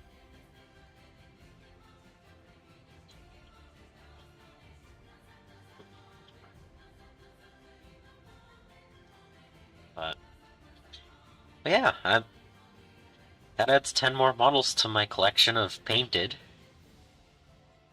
Still have to do the basing, but like I said, I have an idea for how I want to do it, and it's not something I can do at my desk. And I'm not going to do it today. But man, that angle is weird. The flame right here looks like it's on his base. That's cool.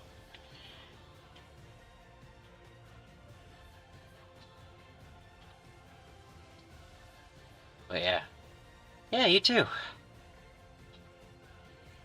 So, until the next time, I hope you find your bit of bliss. Have a good night.